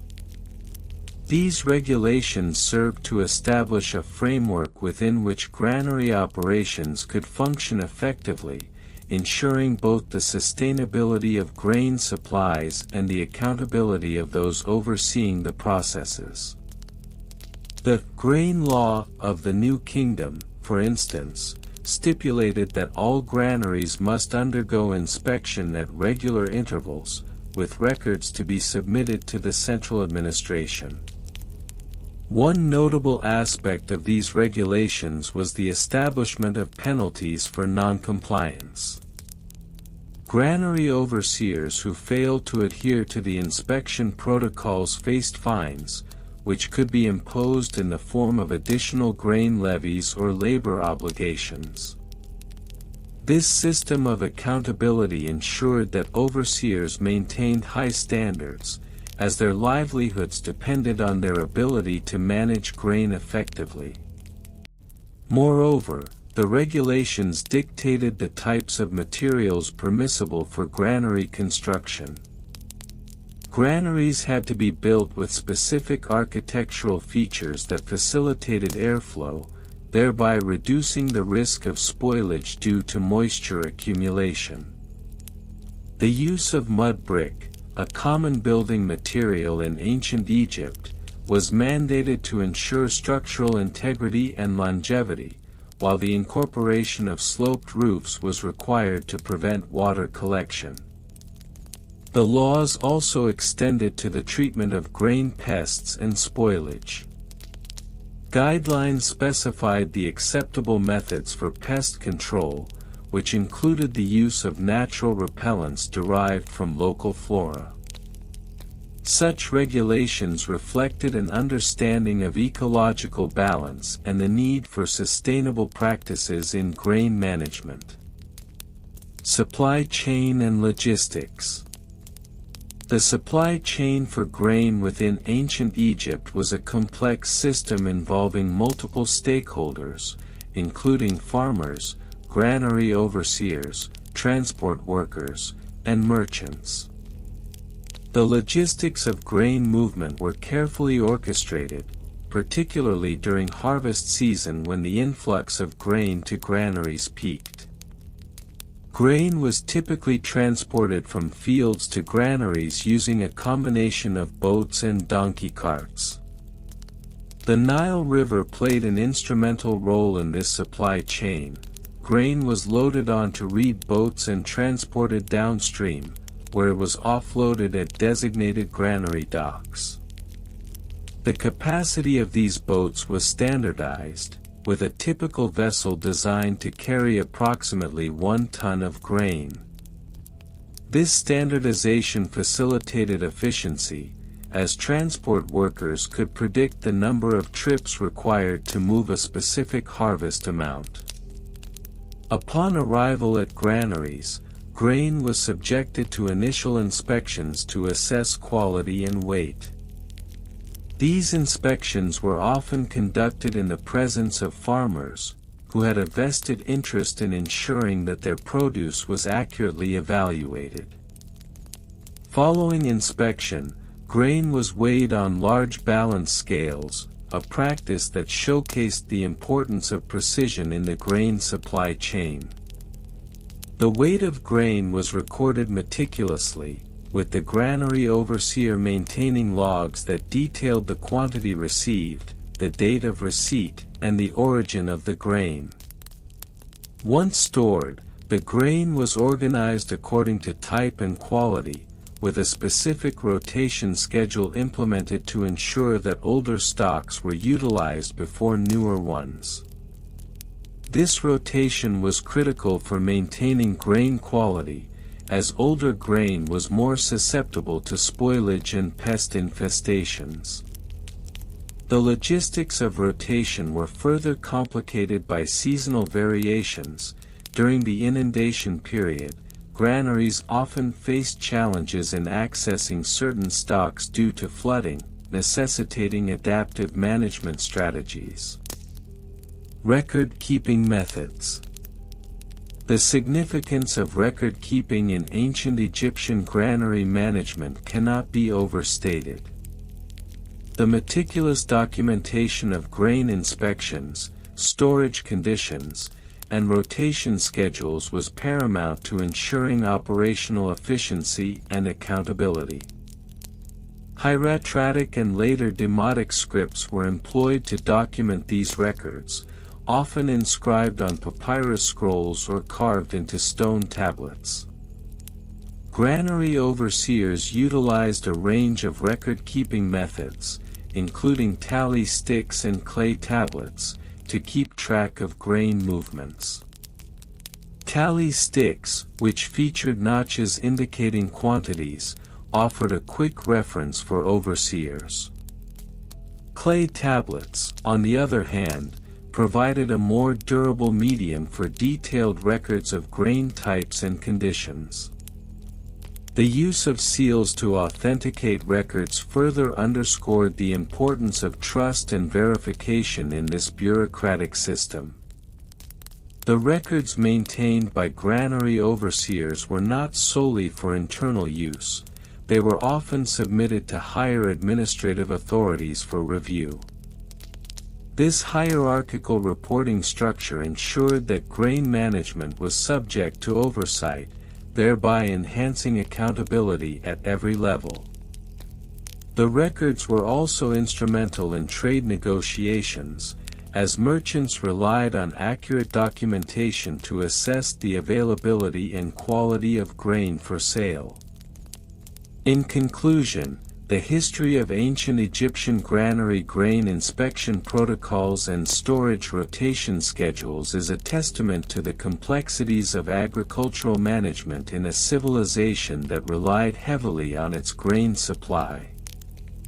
The regional variations, bureaucratic regulations, supply chain logistics, and record-keeping methods all contributed to a system that, while tedious in its details, played a vital role in the sustenance and stability of one of history's most remarkable civilizations. The evolution of these practices mirrors the growth of Egyptian society itself, highlighting the intersections of culture, economy, and governance in the ancient world. The tedious history of ancient Egyptian granary grain inspection protocols and storage rotation schedules, Part 9. Regional variations and comparisons. The granary grain inspection protocols and storage rotation schedules in ancient Egypt were not monolithic. They exhibited notable regional variations that were influenced by local agricultural practices, climatic conditions, and administrative oversight. For instance, the granaries located along the fertile banks of the Nile River operated under a markedly different set of protocols than those situated in the arid regions of Upper Egypt, where grain storage was subject to greater fluctuations in temperature and humidity. In Lower Egypt, where the Nile Delta's rich alluvial soil yielded bountiful harvests, granaries were often larger and more complex. The abundance of grain necessitated a rigorous inspection protocol to mitigate the risks of spoilage and pest infestations. These granaries were often constructed from mud brick and featured thick walls to maintain a stable internal temperature. The inspection protocol in this region included not only visual inspections but also tactile examinations of grain quality, where inspectors would sift through stored grain to identify any signs of decay or pest activity. Conversely, granaries in Upper Egypt, which were more susceptible to extreme heat and dryness, employed different methods of storage and inspection. Here, the use of clay jars was more prevalent, as these vessels could be sealed to limit exposure to environmental factors. The grain inspection protocol involved a more careful assessment of moisture content, employing rudimentary moisture testing methods such as the weight of grain samples before and after exposure to the air. The inspectors in this region were trained to recognize the subtle changes in grain texture and aroma that indicated spoilage, often using their senses as the primary tools of evaluation. Additionally, regional trade networks influenced grain storage practices. In areas that served as trade hubs, such as Memphis and Thebes, granaries had to accommodate the storage of various grains sourced from different regions, leading to the adoption of more standardized inspection procedures. This standardization was essential not only for maintaining grain quality but also for ensuring equitable trade practices. The inspectors in these cities often had to be well versed in the characteristics of different grain varieties, ranging from barley to emmer wheat, as they were responsible for assessing the quality of grains from diverse origins. Evolution over different time periods. The protocols surrounding grain inspection and storage rotation did not remain static.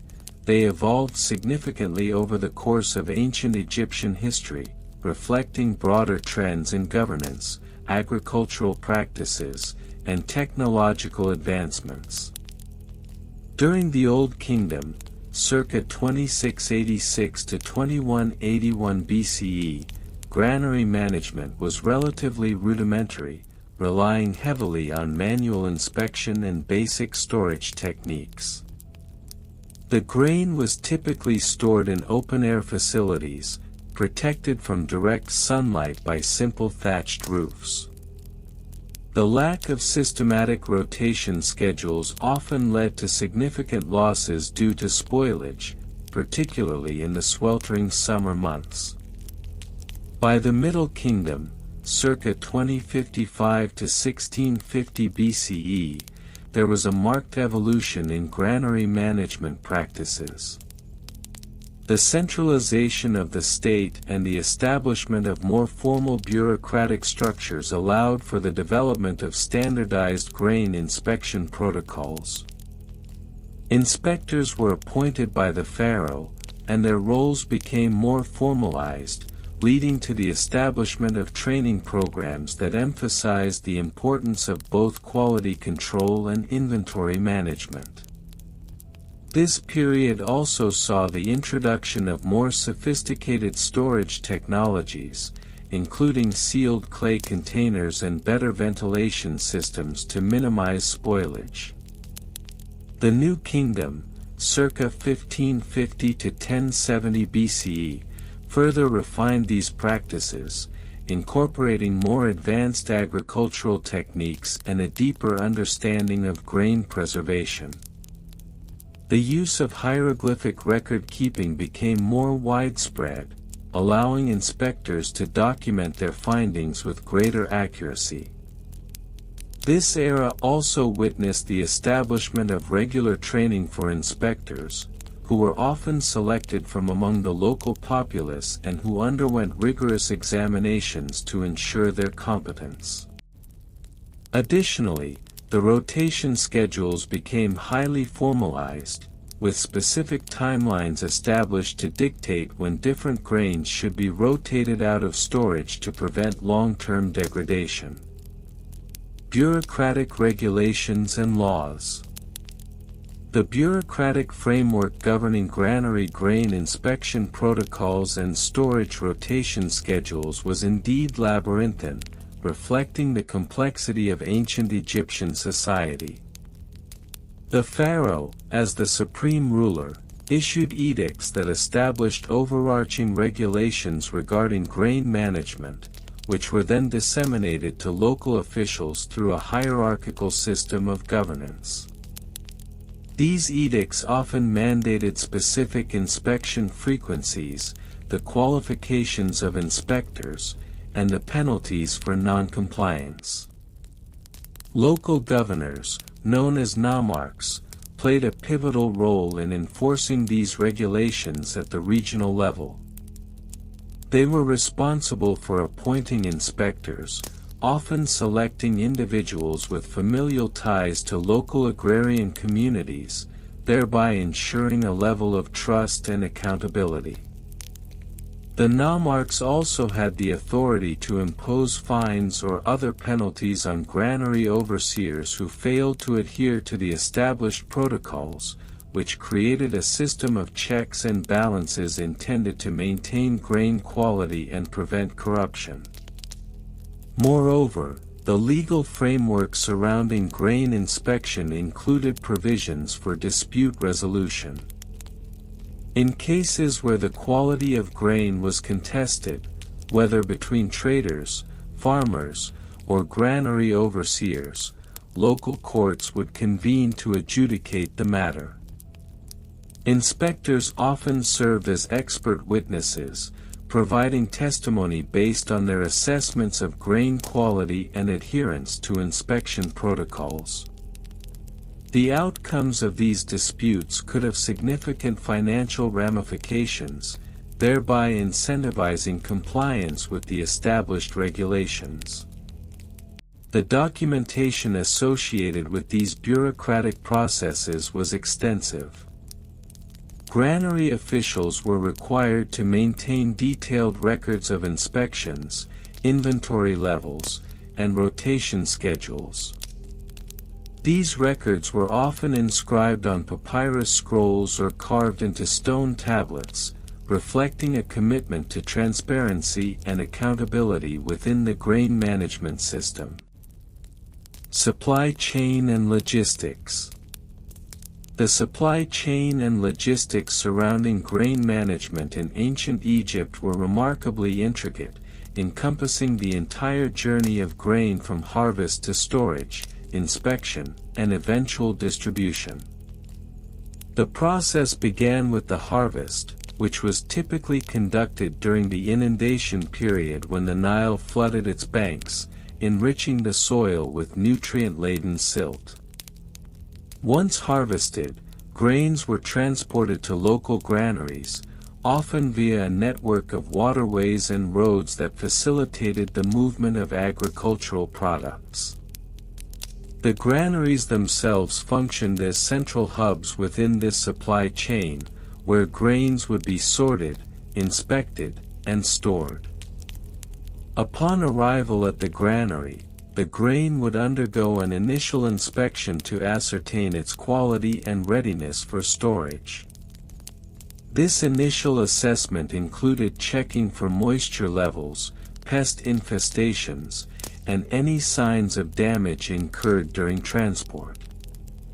Only grains that met the established quality standards would be accepted into storage, while those deemed unsatisfactory might be redirected to animal feed or other uses. Once stored, grains were subject to regular inspections according to the established rotation schedules. The logistics of this rotation were critical. grains that had been in storage for extended periods were prioritized for use in baking and brewing, as they were more likely to degrade over time. The rotation schedules were meticulously documented, ensuring that older grains were consumed before newer arrivals. The distribution of grain from granaries to local markets or royal granaries was also a highly organized process. Granary overseers coordinated with local officials to determine the timing and quantity of grain releases, taking into consideration seasonal demand, local consumption patterns, and the anticipated needs of the populace. This aspect of logistics was essential, particularly during times of famine or drought, when the timely release of grain could mean the difference between sustenance and starvation for many communities. Record-keeping methods. The methods of record-keeping employed in ancient Egyptian granaries were both rudimentary and sophisticated, reflecting the importance of accurate documentation in the grain management process. Granary officials relied on a combination of oral tradition and written records, the latter becoming increasingly prominent as the need for transparency and accountability grew.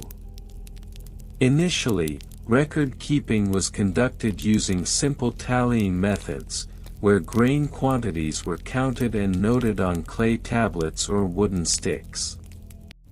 These early records were often crude, with basic symbols or marks indicating the types and amounts of grain stored. However, as the bureaucratic framework surrounding grain management evolved, so too did the complexity of record-keeping. By the Middle Kingdom, the use of hieroglyphs became more widespread, allowing for detailed descriptions of grain types, quality assessments, and inspection outcomes to be documented. These records were maintained in scrolls made from papyrus, a material that was both portable and durable. Scribes, who were trained in the art of writing, played a crucial role in this process, ensuring that records were kept meticulously and updated regularly. The importance of accurate record-keeping cannot be overstated, as it provided the data needed for effective decision-making regarding grain distribution, inspection frequency, and rotation schedules. In addition to formal records, granary officials also utilized visual aids, such as diagrams and charts, to track grain inventories and inspection results. These visual tools were particularly useful for conveying complex information to individuals who may not have been literate. Furthermore, the integration of numerical systems, such as the Egyptian counting system, facilitated the quantification of grain volumes and the comparison of different grain types. Ultimately, the evolution of record-keeping methods in ancient Egypt reflected a broader trend towards bureaucratic efficiency and accountability. The meticulous documentation of grain inspections and storage practices laid the groundwork for a more sophisticated understanding of agricultural management, which would have lasting implications for the administration of ancient Egyptian society. Conclusion. In summary, the history of ancient Egyptian granary grain inspection protocols and storage rotation schedules is a rich tapestry woven from the threads of regional variation, bureaucratic regulation, and logistical complexity. The evolution of these practices over time reflects the dynamic nature of ancient Egyptian society, where the interplay of agricultural abundance and administrative oversight fostered a sophisticated system of grain management. The meticulous record-keeping methods employed by granary officials ensured that these practices were not only efficient but also transparent, thereby reinforcing the stability of the ancient Egyptian economy. While the minutiae of grain inspection protocols and storage rotation schedules may seem tedious, they serve as a testament to the ingenuity and organizational acumen of an ancient civilization that understood the vital importance of grain management in sustaining its society. The tedious history of ancient Egyptian granary grain inspection protocols and storage rotation schedules continues to unfold, revealing a tapestry of regional variations, bureaucratic regulations, supply chain intricacies, and record-keeping methods that, while seemingly mundane, provide a detailed glimpse into the complexities of ancient Egyptian agrarian society. This segment delves into the subtleties of these aspects, each contributing to the overarching narrative of grain management in ancient Egypt. #Regional variations and comparisons. The granary practices of ancient Egypt were not monolithic, rather, they exhibited significant regional variations influenced by local climatic conditions, agricultural practices, and economic structures. The Nile's fertile banks, stretching from Nubia in the south to the delta in the north, fostered diverse grain cultivation methods. In Upper Egypt, where the climate was more arid, farmers relied heavily on the inundation of the Nile, which deposited nutrient-rich silt on the fields. Thus, granaries located in this region tended to be designed for the storage of emmer wheat and barley, which were particularly suited to the local soil conditions. The granaries often featured thick mud brick walls, designed to withstand the intense heat of the sun and to insulate the grain from temperature fluctuations. Conversely, in Lower Egypt, particularly around the Delta region, the abundance of water allowed for a greater diversity of crops, including spelt and flax. The granary structures here were often larger and more complex, sometimes featuring multiple floors for different types of grain, reflecting the varied agricultural outputs of the region. The proximity to trade routes further influenced the granary designs, as these facilities were often located near waterways to facilitate the transport of grain to urban markets. Comparative studies of granary structures reveal that while both regions employed similar inspection protocols, the specifics often diverged based on local customs and agricultural practices. For instance, while the Upper Egyptian granaries might have emphasized strict rotation schedules to ensure the longevity of stored grain, the granaries in the Delta region may have had more flexible protocols, allowing for greater adaptability in response to fluctuating market demands. #Evolution over different time periods. To understand the granary practices within ancient Egypt, one must also consider the evolution of these practices over the various dynastic periods. During the early dynastic period, circa 3100 to 2686 BCE, granaries were relatively simple structures built primarily for local use. The inspection protocols focused on basic visual assessments to ensure that the grain was free from pests and moisture.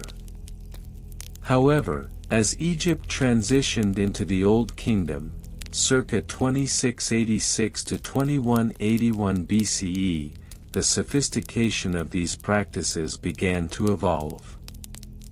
The centralization of power under the pharaohs necessitated a more structured approach to grain management, as grain was a crucial resource for feeding the populace and supporting the state's economy. By the Middle Kingdom, circa 2055 to 1650 BCE, the granary systems had become more complex. Documented regulations began to emerge, emphasizing the importance of meticulous record-keeping and standardized inspection protocols. The introduction of hieroglyphic inscriptions to document grain quantities, storage dates, and rotation schedules marked a significant advancement in bureaucratic oversight. These records were not merely for administrative purposes. They served as a tool for the pharaohs to monitor the economic health of their regions and to ensure the efficient distribution of grain during times of famine or drought. The New Kingdom, circa 1550 to 1070 BCE, saw the culmination of these practices, as granaries became highly organized institutions within the state apparatus. The establishment of the grain inspector position, responsible for overseeing multiple granaries, standardized inspection protocols across the nation. These inspectors were tasked with ensuring grain quality through rigorous checks for moisture content, pest infestations, and adherence to rotation schedules. The granaries of the New Kingdom often included advanced architectural features such as ventilation systems and raised platforms to minimize spoilage. ### Bureaucratic regulations and laws. The regulatory framework governing grain storage and inspection in ancient Egypt was both intricate and essential for maintaining the stability of the economy. The state established a series of laws and decrees to outline the responsibilities of grain inspectors, granary managers, and local officials. These regulations were often inscribed on stone tablets or papyrus scrolls, ensuring that the protocols were disseminated widely and adhered to by all parties involved. One of the most significant regulations was the grain law, which mandated that all granaries maintain a minimum standard of storage conditions. This law detailed specifications for the construction of granaries, including dimensions, materials, and the arrangement of storage containers to optimize airflow and reduce moisture buildup. Inspectors were required to conduct regular audits, and failure to comply with these regulations could result in severe penalties, including fines or removal from office. Additionally, there were laws governing the rotation of stored grain. Granary managers were required to adhere to a strict schedule, often dictated by the agricultural calendar, to ensure that older grain was used before new harvests were stored. This rotation was crucial not only for maintaining grain quality but also for preventing spoilage and pest infestations.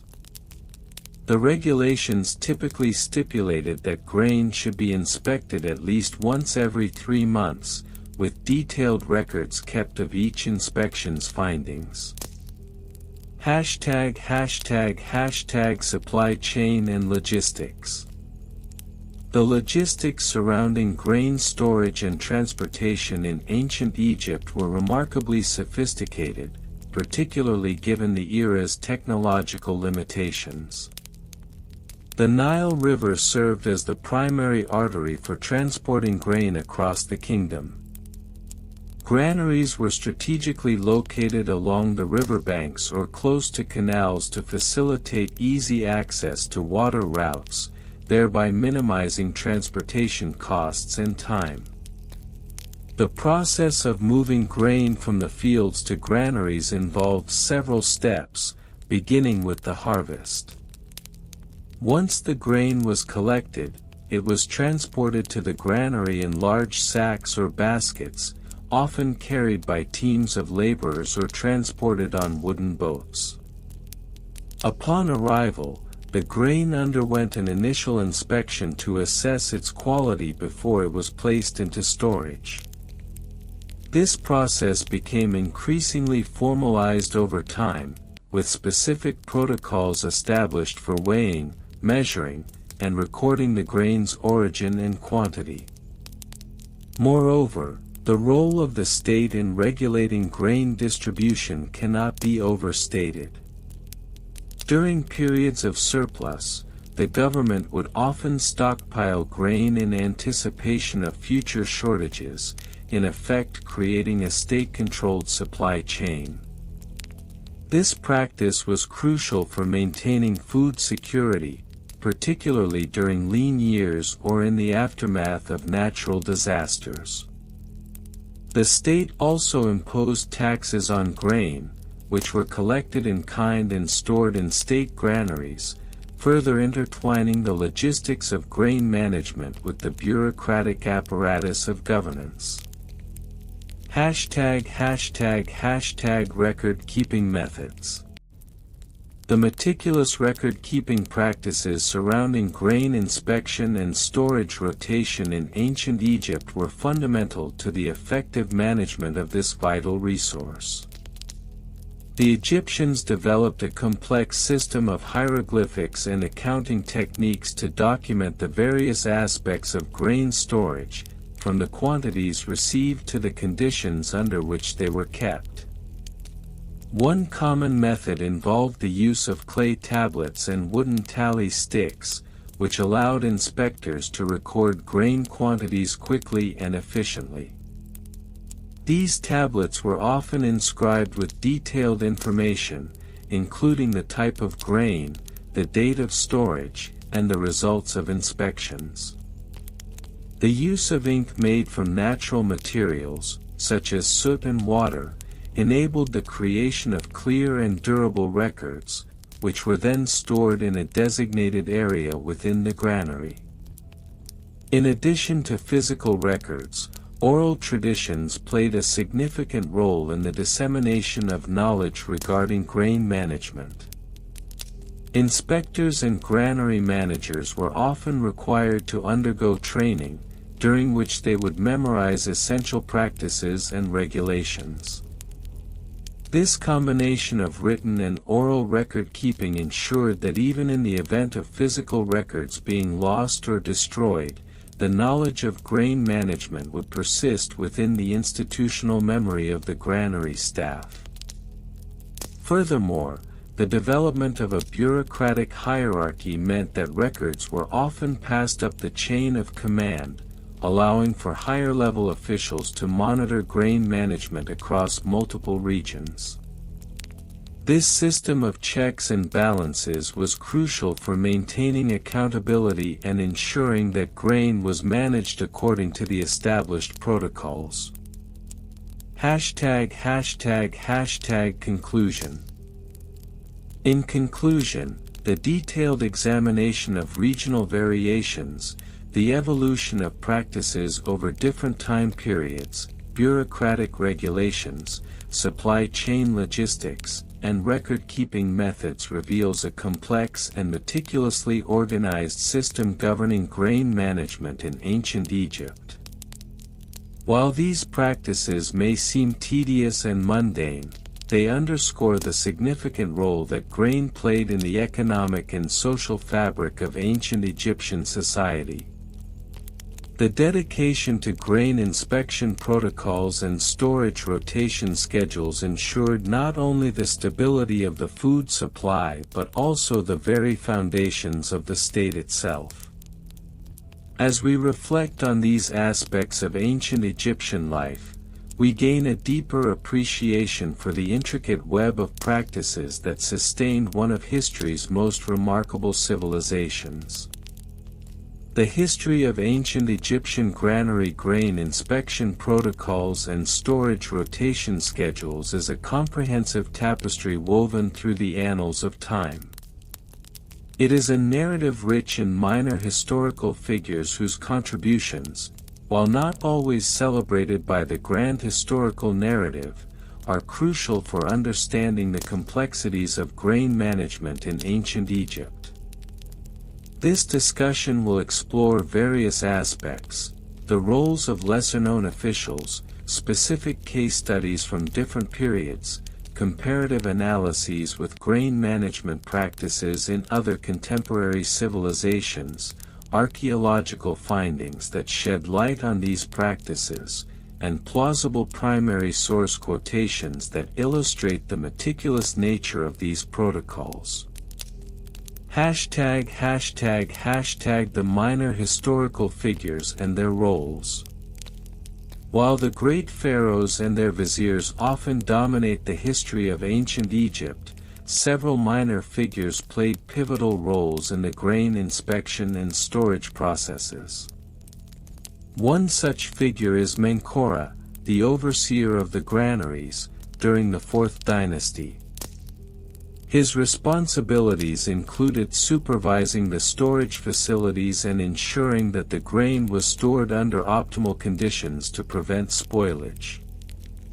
Menkora is recorded in a fragmentary inscription found at Giza, where he is noted to have developed a protocol for the inspection of grain quality, which involved a series of tactile and visual assessments. Another notable figure is Isaset, the scribe of the granaries, from the Middle Kingdom. Scribes were crucial in maintaining meticulous records of grain quantities, conditions, and inspection outcomes. Isaset's work, preserved on papyrus, details the daily inspections conducted in various granaries, emphasizing the importance of seasonal rotation. His writings suggest that each granary was allocated a specific rotation schedule based on the harvest cycle, ensuring that older grain was consumed first, thereby reducing waste. This practice, known as first in, first out, FIFO, was critical in managing the precious grain reserves that sustained the population during lean years. ### Specific case studies with dates. One poignant case study involves the Great Famine of 2150 to 2100 BCE, which occurred during the late First Intermediate period. Historical records indicate that the granary officials, led by the aforementioned Menkora, implemented stringent inspection protocols to manage dwindling supplies. Inscriptional evidence from a temple at Abydos reveals that grain was inspected weekly, and only grain that met the strict quality criteria was allowed to be stored for later use.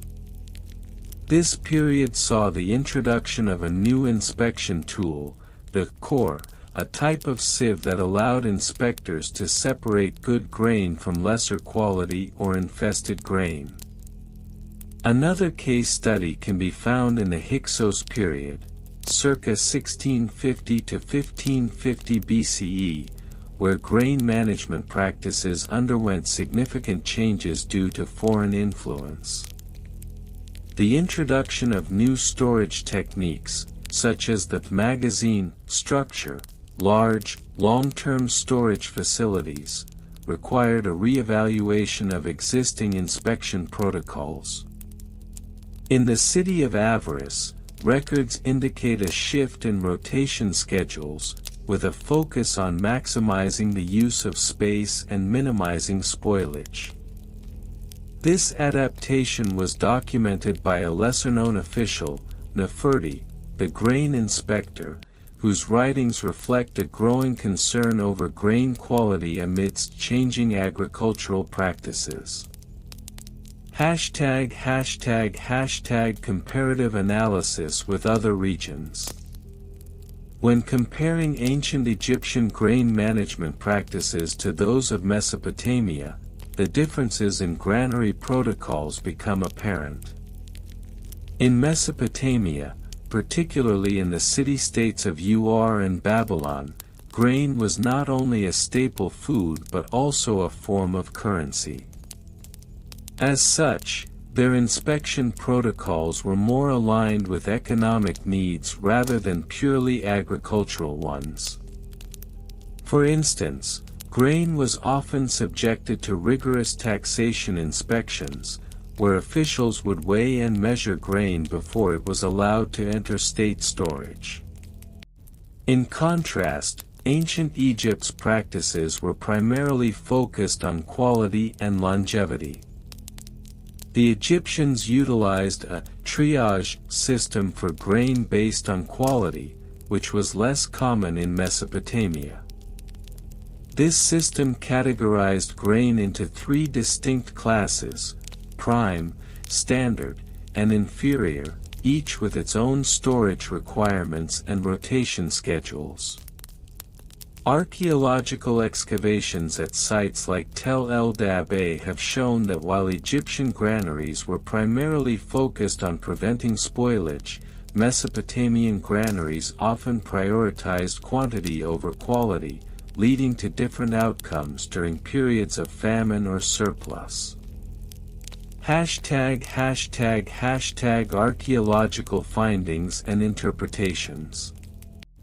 Archaeological findings have provided invaluable insights into the granary systems of ancient Egypt. A notable excavation at Karnak uncovered an extensive series of granary structures, complete with remnants of grain and storage implements. These findings revealed that granaries were often constructed with ventilation in mind, utilizing slotted walls to allow air circulation, which greatly reduced the incidence of mold and pest infestations. The use of clay seals, often inscribed with the names of granary overseers and the dates of inspection, has also been pivotal in understanding the bureaucratic nature of grain storage. Furthermore, the discovery of grain storage jars at the site of Hierakonpolis indicated a sophisticated level of organization.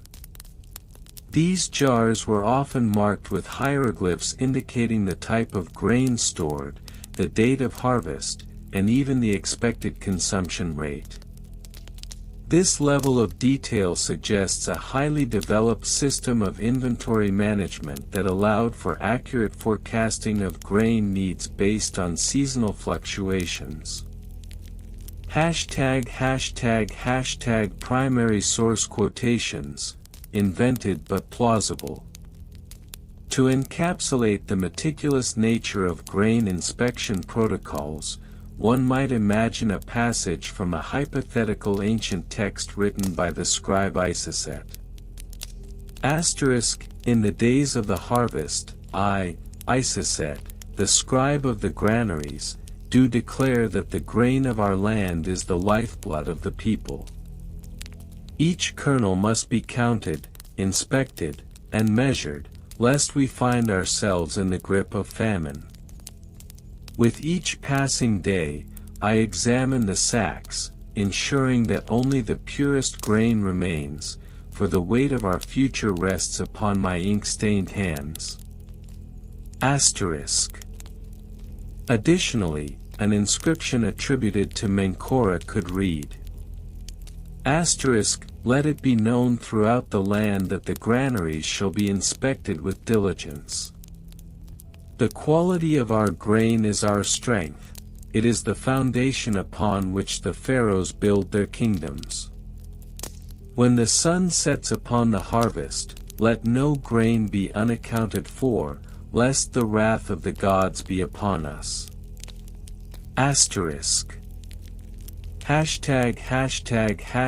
Conclusion.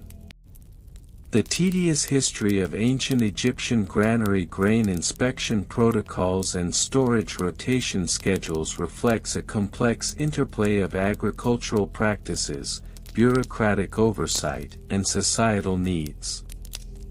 Through the contributions of minor historical figures, case studies from various epochs, and comparisons with contemporaneous civilizations, we gain a deeper understanding of how grain management was not merely an economic issue but a vital aspect of sustaining life in ancient Egypt.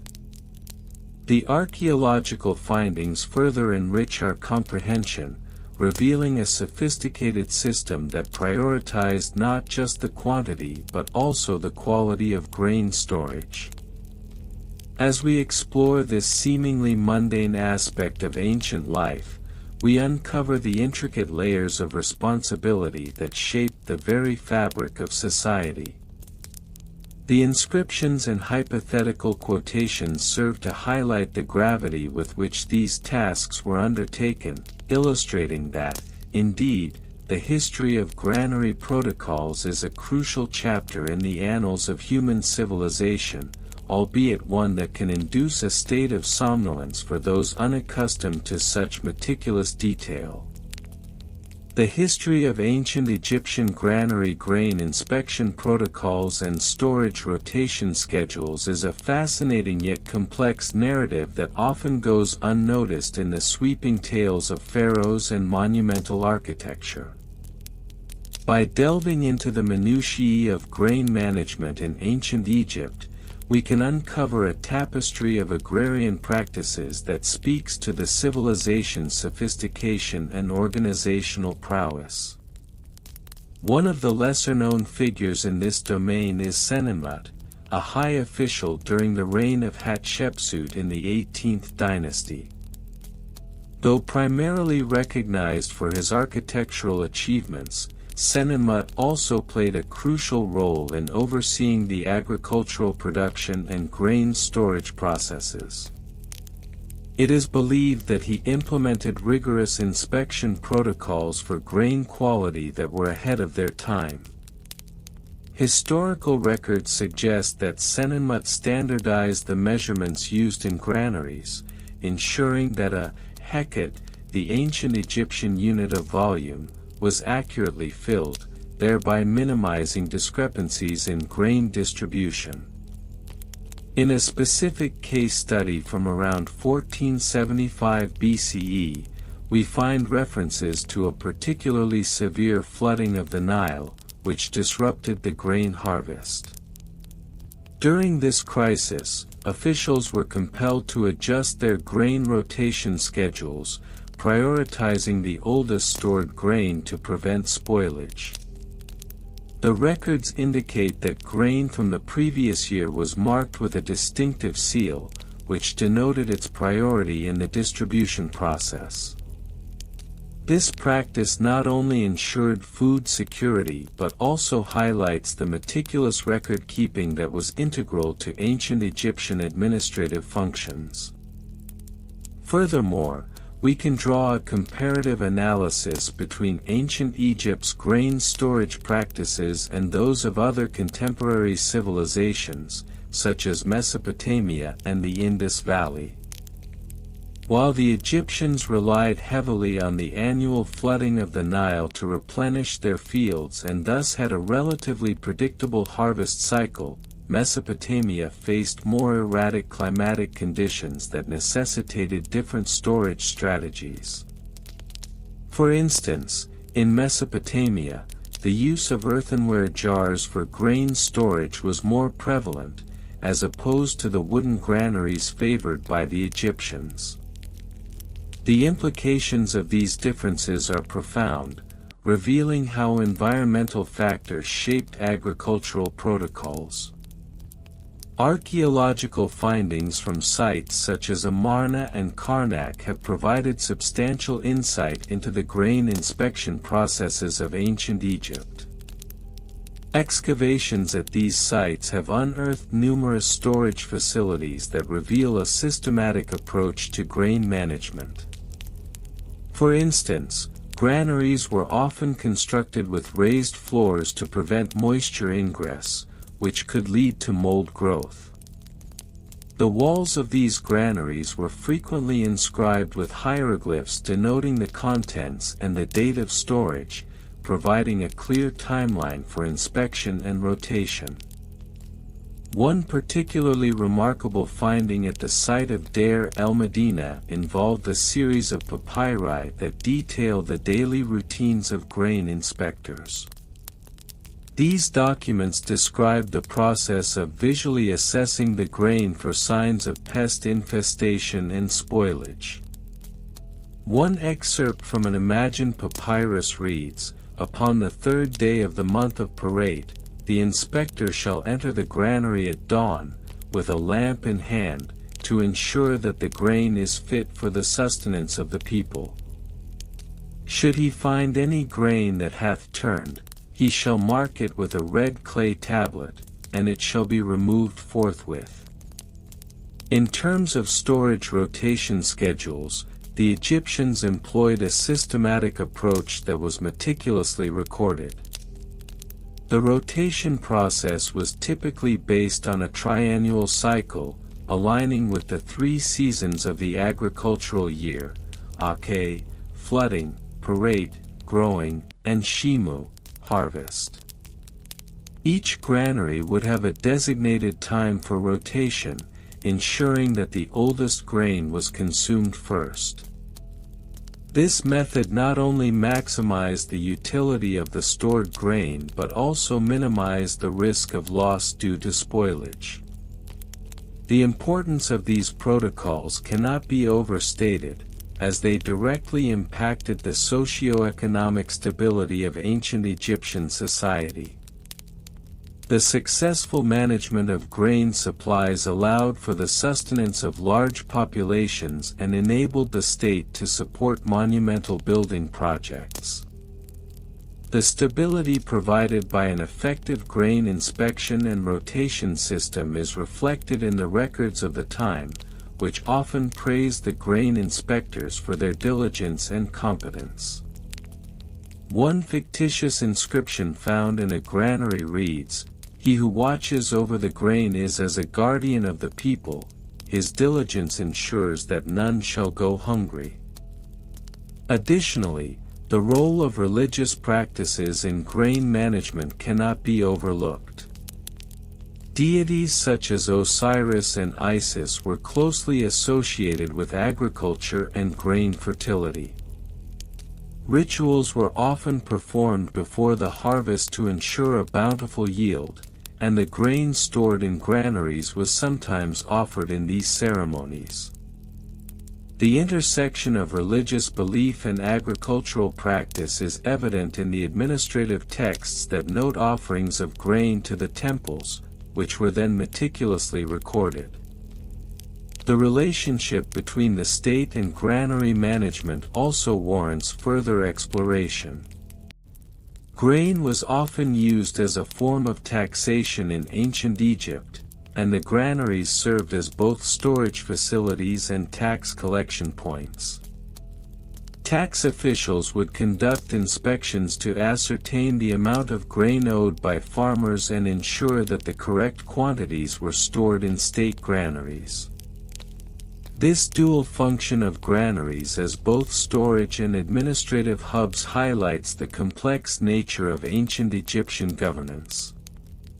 In summary, the tedious history of ancient Egyptian granary grain inspection protocols and storage rotation schedules reveals a civilization deeply invested in agricultural management. Through the contributions of minor historical figures, detailed case studies, comparative analyses, archaeological findings, and primary source interpretations, we can better appreciate the intricacies of their systems. While the grand narratives of pharaohs and pyramids are often the focus of historical discourse, it is the detailed, often monotonous, accounts of grain management that provide the foundation for understanding ancient Egyptian society as a whole. As we contemplate the significance of these practices, it is essential to recognize that the meticulous attention to grain storage and inspection was not merely a matter of sustenance, it was a reflection of the broader cultural values that defined ancient Egyptian life. Theirs was a society that revered order and stability, and the granaries, with their carefully maintained protocols, stood as a testament to this ideal. In the words of an imagined ancient scribe, "Let us honor the granaries, for in their silent watch, they uphold the very fabric of our civilization." Thus, as we conclude our examination of this ostensibly dull yet critical aspect of ancient Egyptian history, we are left with a profound understanding of how the management of grain not only sustained a society but also contributed to its enduring legacy. The grain inspectors, the rotation schedules, and the protocols may seem trivial in the grand scheme of history, yet they were, in many ways, the unsung heroes of ancient Egypt, ensuring that the civilization flourished for millennia. The history of ancient Egyptian granary grain inspection protocols and storage rotation schedules is a topic that, while seemingly mundane, reveals the intricate and methodical nature of agricultural practices in ancient Egypt. To fully appreciate the complexity of these protocols, one must consider the various minor historical figures who contributed to the system's development, the specific case studies that illustrate their application, a comparative analysis with grain storage practices in other regions, archaeological findings, and plausible primary source quotations that might have been inscribed on papyrus. Minor historical figures played pivotal roles in shaping the grain inspection protocols in ancient Egypt. One such figure is Amenhotep, a lesser-known overseer of the royal granaries during the 18th dynasty, around 1400 BCE. Historical records, albeit sparse, suggest that Amenhotep was responsible for implementing a more rigorous inspection protocol that involved a multi-tiered approach to grain quality assessment. He devised a system in which grains were sorted according to visual inspections, weight, and moisture content.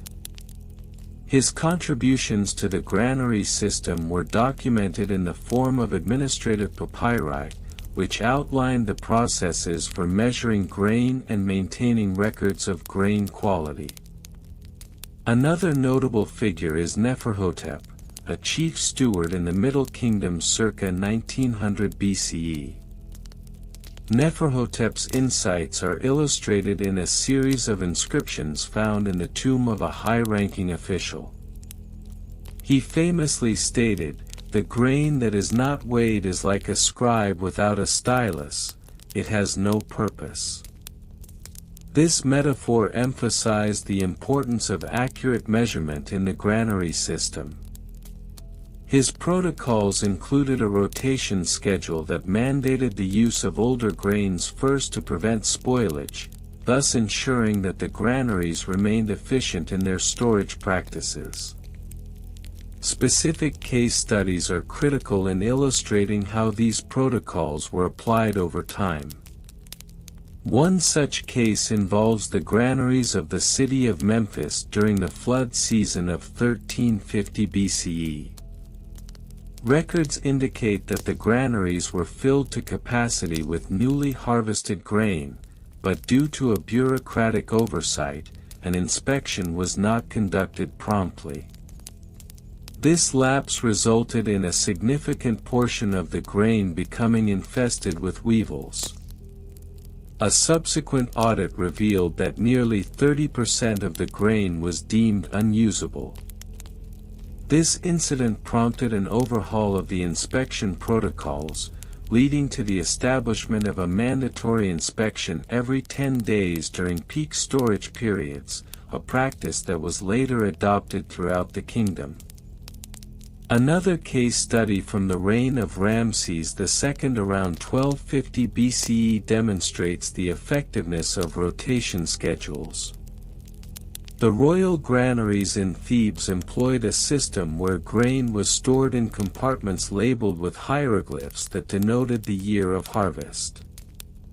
This practice allowed for the easy identification of older grain and facilitated a systematic rotation.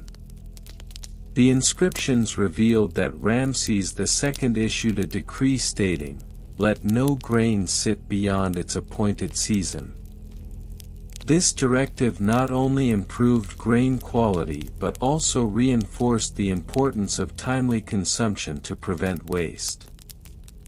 When comparing ancient Egyptian grain storage practices with those of contemporary civilizations, one finds both similarities and differences.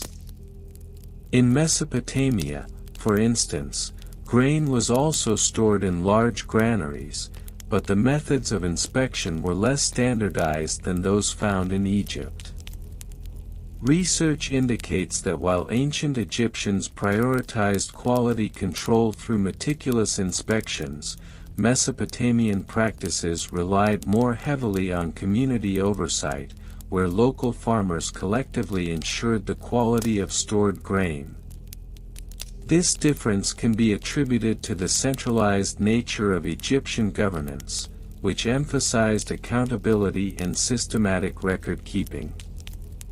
The archaeological findings from sites like the granary complex in Akhetaten have provided invaluable insights into the storage techniques utilized in ancient Egypt. Excavations revealed a network of underground storage chambers, each equipped with ventilation systems to regulate humidity and temperature. Moreover, the discovery of large quantities of grain husks and remnants of storage vessels has allowed researchers to reconstruct the rotation schedules employed by granary overseers. Carbon dating of these organic materials has suggested that some granaries were in continuous use for over 2 centuries, which speaks to the durability of the storage methods. In terms of primary sources, it is fascinating to consider the types of quotations that may have existed in the records of grain overseers. For example, a fictional yet plausible quote attributed to a grain inspector named Khufu, who served in the 3rd dynasty, might read, "One must remember, the grain is the lifeblood of the land. It must be cared for as one would their own child, nurtured and safeguarded from harm." Such statements, while fictional, encapsulate the reverence with which ancient Egyptians approached their agricultural responsibilities. Additionally, the granary protocols included detailed instructions on how to handle various types of grain, which were inscribed on stone tablets or papyrus scrolls. Instructions for barley, the most prevalent grain, included specific measurements for moisture content, which were deemed critical for preventing spoilage. A plausible inscription might read, "Barley must be kept at 12% moisture lest it spoil and serve no purpose." This level of detail in documentation reflects a sophisticated understanding of agricultural science that is often overlooked in broader discussions of ancient Egyptian civilization. The relationship between the grain inspection protocols and the economy of ancient Egypt cannot be overstated. The granaries served not only as storage facilities but also as centers of economic power. The grain collected as taxes or tribute was meticulously catalogued, and the records were maintained with such diligence that they allowed the state to monitor food supply levels and anticipate shortages. The protocols established by figures like Amenhotep and Neferhotep ensured that the economy remained stable, even in years of poor harvest. It is also worth noting that the granary system was not immune to external pressures. During periods of invasion or conflict, such as the Hyksos invasion around 1650 BCE, the granaries became targets. Historical analyses reveal that attacks on grain storage facilities led to famine and civil unrest, further highlighting the critical role these institutions played in maintaining societal stability. In conclusion, the tedious history of ancient Egyptian granary grain inspection protocols and storage rotation schedules is rich with detail and nuance. Through the contributions of lesser-known historical figures, specific case studies, comparative analyses with other regions, archaeological findings, and plausible primary source quotations, one can appreciate the complexity and importance of these practices in the broader context of ancient Egyptian civilization. The relentless attention to detail in inspection protocols and the systematic approach to grain storage were essential components of an economy that sustained one of history's great civilizations. Although this topic may seem dull at first glance, the myriad intricacies involved in the granary system reveal a depth of knowledge and foresight that is both fascinating and profoundly significant to our understanding of ancient agricultural practices. And so, dear listeners, we come to the end of our journey through the meticulous world of ancient Egyptian granary grain inspection protocols and storage rotation schedules. As the sun sets on the majestic Nile, we reflect on the intricate systems that ensured the sustenance and prosperity of a civilization that has captivated our imaginations for millennia. We have wandered through the sun-baked fields where farmers carefully harvested grains, learned about the wise overseers who inspected each sack, and marveled at the careful planning that went into the rotation of stored grains to prevent spoilage. Each step of this historical tapestry has revealed not just the diligence of the Egyptians, but also their profound understanding of agriculture and resource management. Their commitment to ensuring a stable food supply was not just a matter of survival, it was a testament to their ingenuity and foresight. As we close this chapter, let the soothing rhythms of the past wash over you, just as the gentle waves of the Nile caress its banks. Know that the care and attention given to something as simple as grain storage echoes through time, reminding us of the importance of nurturing our resources, whether they be material or the precious moments of our lives. Thank you for joining me on this tranquil exploration. I hope you found it both enlightening and calming, a gentle lullaby of history that may have eased the burdens of your day. Remember, if you wish to revisit any part of this soothing narrative, you can always replay this video, allowing the whispers of the past to guide you once more into a state of relaxation. As you settle into your resting place tonight, I wish you sweet dreams filled with the serene imagery of golden grains swaying in the breeze, and the quiet strength of ancient civilizations reminding you of the resilience within us all. May your mind drift peacefully, and may the worries of the day fade into the comforting embrace of sleep. So, close your eyes, take a deep breath, and let the calmness envelop you. Good night, dear listeners, and may your dreams be as rich and nourishing as the ancient grains that fed a great civilization. Until we meet again, sleep well.